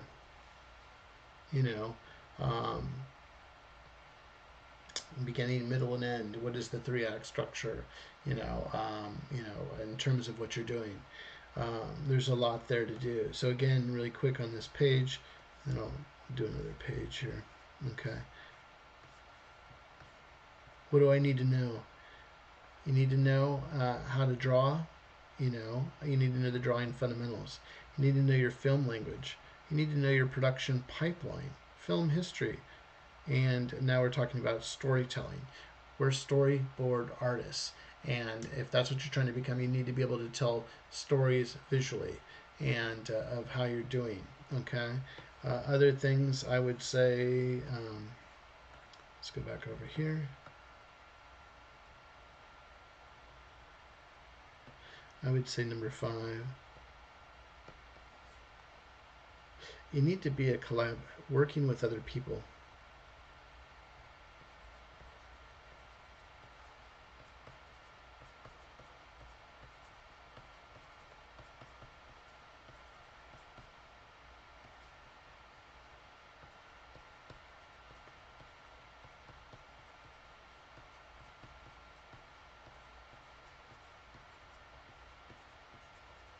Okay. You need to know how to collaborate. It's a collaborative environment.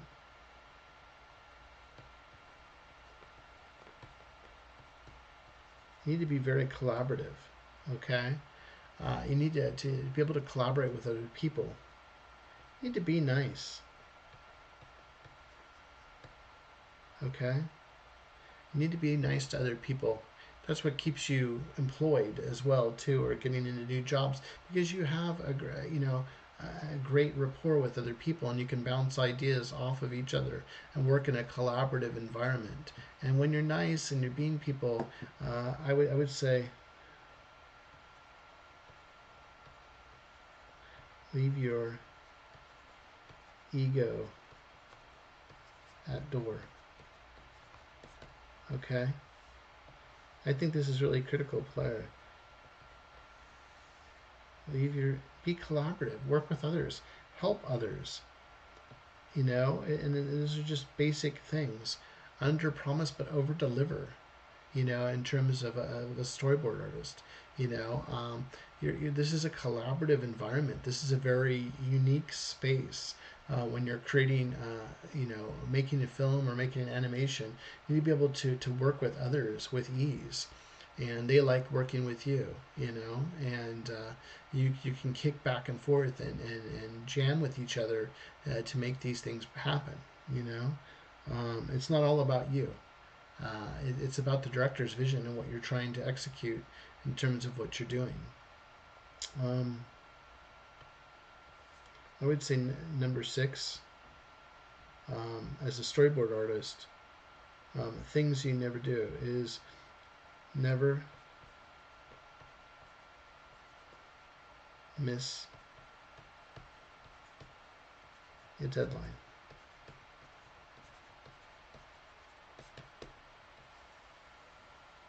Never miss a deadline. You're being either working in a studio environment, or you're working in as a remote worker, like how I do, a remote storyboard artist. If you make a commitment, you stick with your commitment. You don't play around saying, "Well, I had a bad art day," or just it doesn't matter. If you make a commitment, you stick with your commitment. And if you're running your own business and you are a consultant or a freelance storyboard artist, which is already tough enough to get going, you do not want to miss deadlines, ever. You're probably not going to work again. You make a commitment, you hit the deadline. So I always say,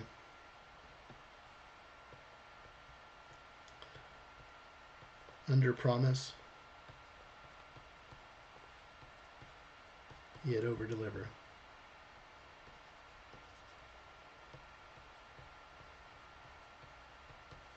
I think it's so critical. Do not miss those deadlines.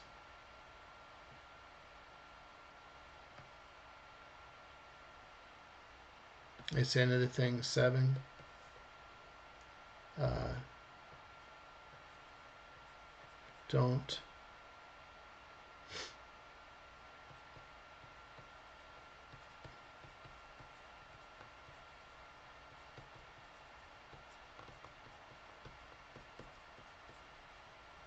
Don't be a perfectionist in terms of a storyboard artist. If you're a perfectionist and everything has to be perfect, you are never going to get any storyboards done.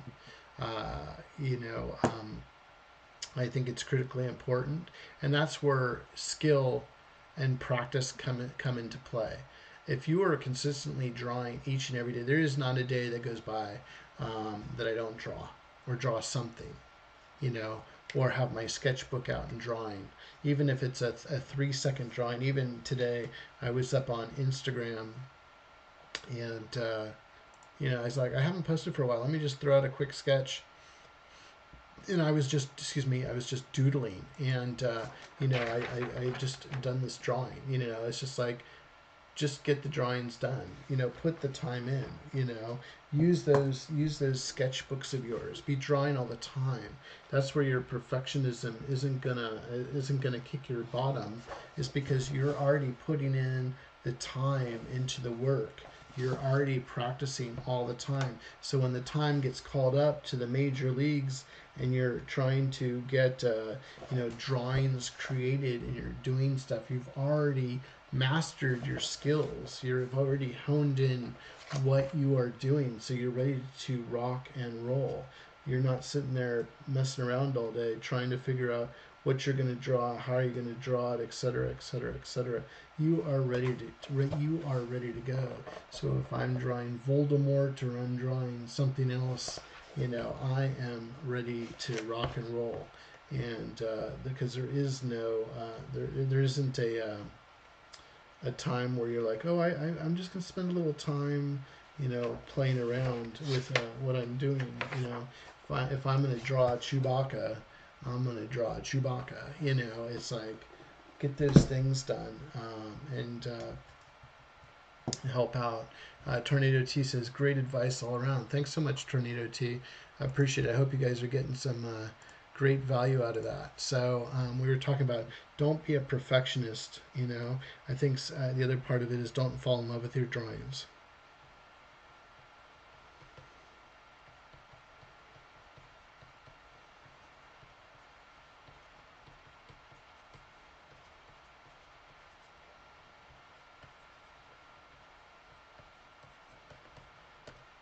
Don't fall in love with your drawings.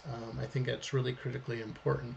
You got to be able to get on to the next shot. Maybe that sequence might get cut. Maybe the director wants to see it go in a different direction after you're already done and done with everything. You already passed all your iterations and you've submitted your final boards. It might end up in the cutting room floor. Those are the types of things that you need to be able to do. I think another big one I'm going to write down there, and this would be number 8.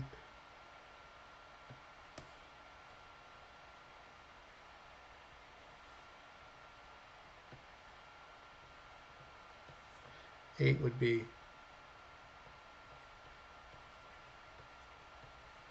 become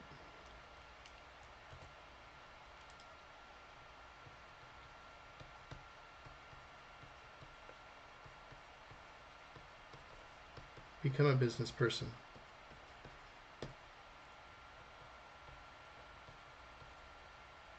Be business minded.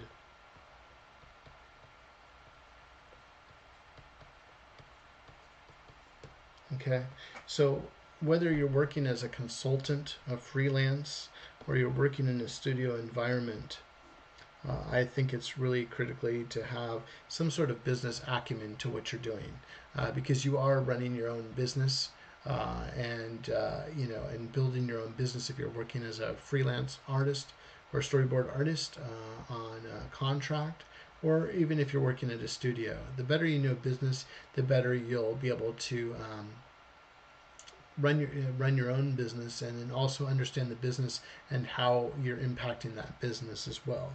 So I think that's really critically important. I think another big one too would be 9 is learn how to network.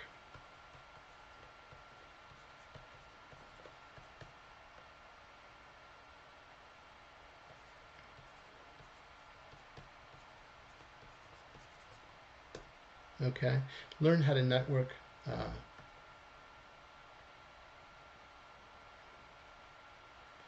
And you're pretty much saying meet other like-minded people. I think it's important to have a strong network. You see, when you're working on an animated show, if the animated show gets canceled, you're out of a job.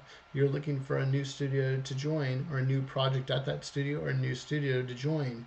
You need to have a strong network of people that you trust and can recommend you for other jobs and those type of things. So I think it's super important to learn how to network. Um,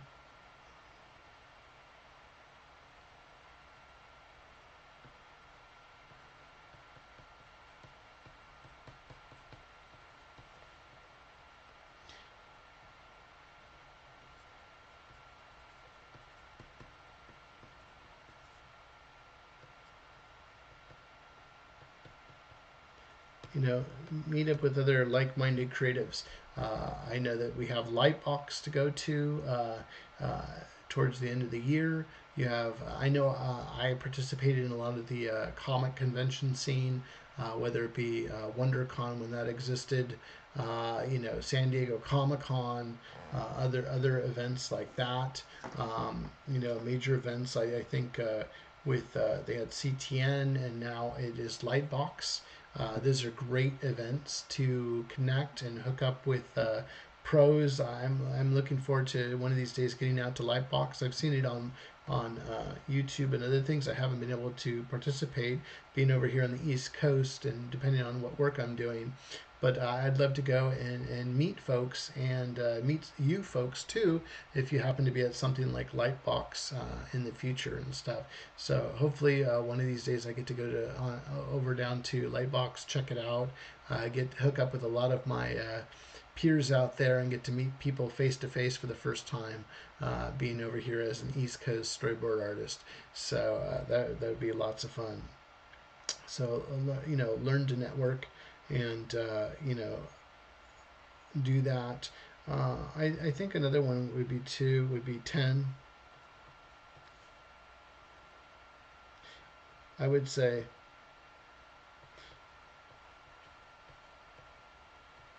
believe in yourself.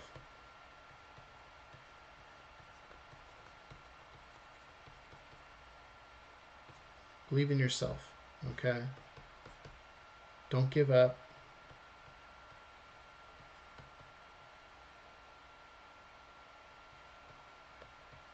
Don't give up. Don't give in.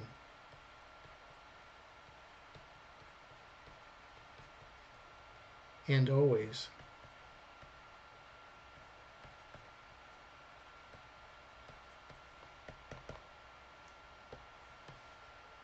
and always keep learning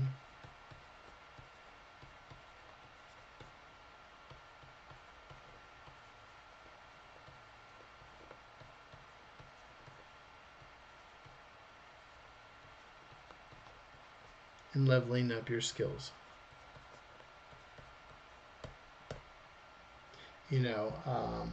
And what I mean by that is you got to believe in yourself. You got to get out of your own head. The industry needs wonderful and awesome, talented storyboard artists like you. And you might feel, hey, my artwork isn't ready. Just get ready. Am I good enough? Am I, and there's a lot of fears that, it's like kick fear on its butt, and go for it. If the studio or the client might tell you no, so what? Try again. Pick yourself up and keep trying. You will eventually break in terms of what you're doing. Don't give in, and then also to keep learning and leveling up your skills, because in today, we need to know software, you need to have, software knowledge. There's always something new, okay? You need to know your editing software. Besides your art or storyboarding, whether it's Storyboard Pro, Photoshop, Painter, Storyboarder, whatever it might be, you got to be able to know all those different things. So we've had a pretty darn exhaustive list of things that are important to know. Let me throw a save down. Don't lose this. Cool. So again, just a recap on knowledge. Is first, again, it's what should I learn to become a storyboard artist? We need great storytellers. We need to tell stories in unique and different ways, not the same old, same old. And you got to decide what type of storyboarding you want to get into, whether it be live action for feature film, feature animation, episodic style animation, music videos, advertising, and the list can go on. YouTube videos, indie films, whatever it might be. What do I need to know? You need to know how to draw. You need to know your drawing fundamentals, whether it be anatomy, hard surface structures, design, composition, perspective, color theory. There's a lot of basic fundamentals we need to know. I need to know my film language, the film lingo. I need to know about camera shots, camera angles, camera movements, blocking, staging, all the cinematic language that we need to know. I think it's great to know the production pipeline. What's the pipeline? What's the process of getting a feature film made, or an animated feature, or a cartoon? What is that process? And for some of you that are comic book artists, there's a process to make a comic book as well. There's a pipeline. I think you need to know your film history. I think it's super important. We're talking about, Kurosawa. We're talking about Scorsese. We're talking about, Alfred Hitchcock. We need to know that film language, even back to old, Buster Keaton, Charlie Chaplin, films. Um, Remember, we need to know about storytelling, and that we show and we don't tell. You know, great films will show everything you need to know. I was watching uh, the director from the John Wick movies, and they'd have a whole shooting script written and all that stuff, and they'd bring it over. I guess that it was funny because when I was watching it, it was like the director was saying um, uh, that when Keanu was reading the script, he'd be like, I could do that with just a gesture. I could do that with this. Like, cut that line, cut that line, cut that line, cut that. And we want to show our audience. We don't want to tell our audience, right? And to know your three-act structure and your basics of storytelling. And then on top of that, you need to know how to work with other people, how to be nice, how to play nice, how to collaborate, and leave your ego at the door. Number 6, never miss a deadline. Don't ever miss a deadline, okay? Um, Under promise, yet over deliver. Give more than what's asked for. Don't be a perfectionist, or don't fall in love with your drawings. Get the work done, get it to the best of your ability, and move on. The time you dangle, you're going to get in trouble with missing that deadline.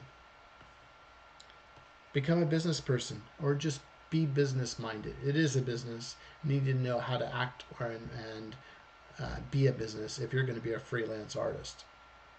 You got to learn how to network. You need to be able to meet with other like-minded creatives and help each other. Maybe you're helping that person get their job, and in return they can help you when they're on their production. Number 10, believe in yourself. Don't give up, don't give in, and always keep learning and leveling up your skills. And that might, like I said, it might be software knowledge, editing, and software and things like that. And I'm just going to say last one, have fun. Because when they say when you're having fun doing what you love and you're passionate about, it's not really work.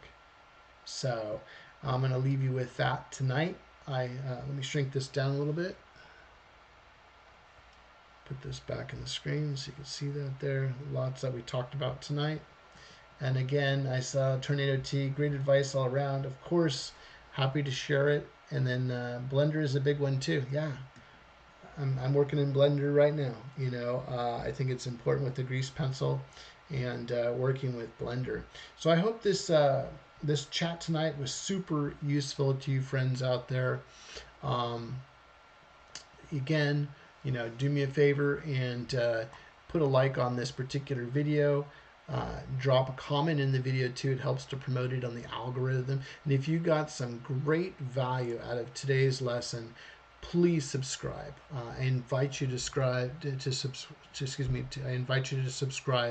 I deliver to you great content right now. I've been delivering it 3 times a week for your viewing pleasure, to help you, for you budding storyboard artists, visual storytellers, and filmmakers out there in the art and craft of storyboarding and visual storytelling.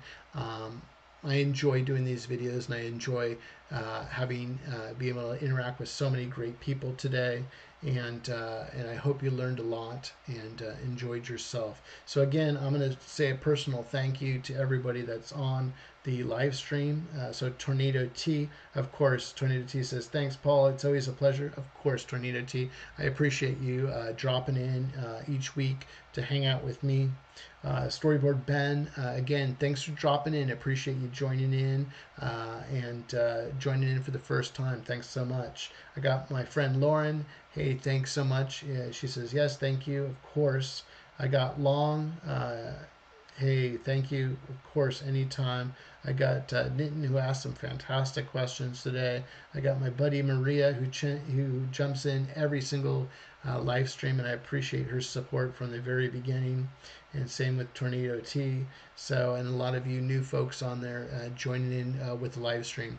Again, if you're catching this on the replay, thanks for watching, and I hope you got some great value, and I thank you taking the time. I know I sort of have myself scheduled at this time frame. My family goes to bed. I'm sort of free, and I got a little bit of time to sleep before I go back to work tomorrow. But I sort of have this sort of time set up, and I think it's very important. As all these lists of what makes a great storyboard artist is that you're scheduled, you have your time to do this or that, and you can execute those things. So again, I appreciate everybody joining me tonight. I will catch you in the next live stream video that'll be happening today. What day is it today? Today is Tuesday. On Thursday for our sketching after hours on Thursday.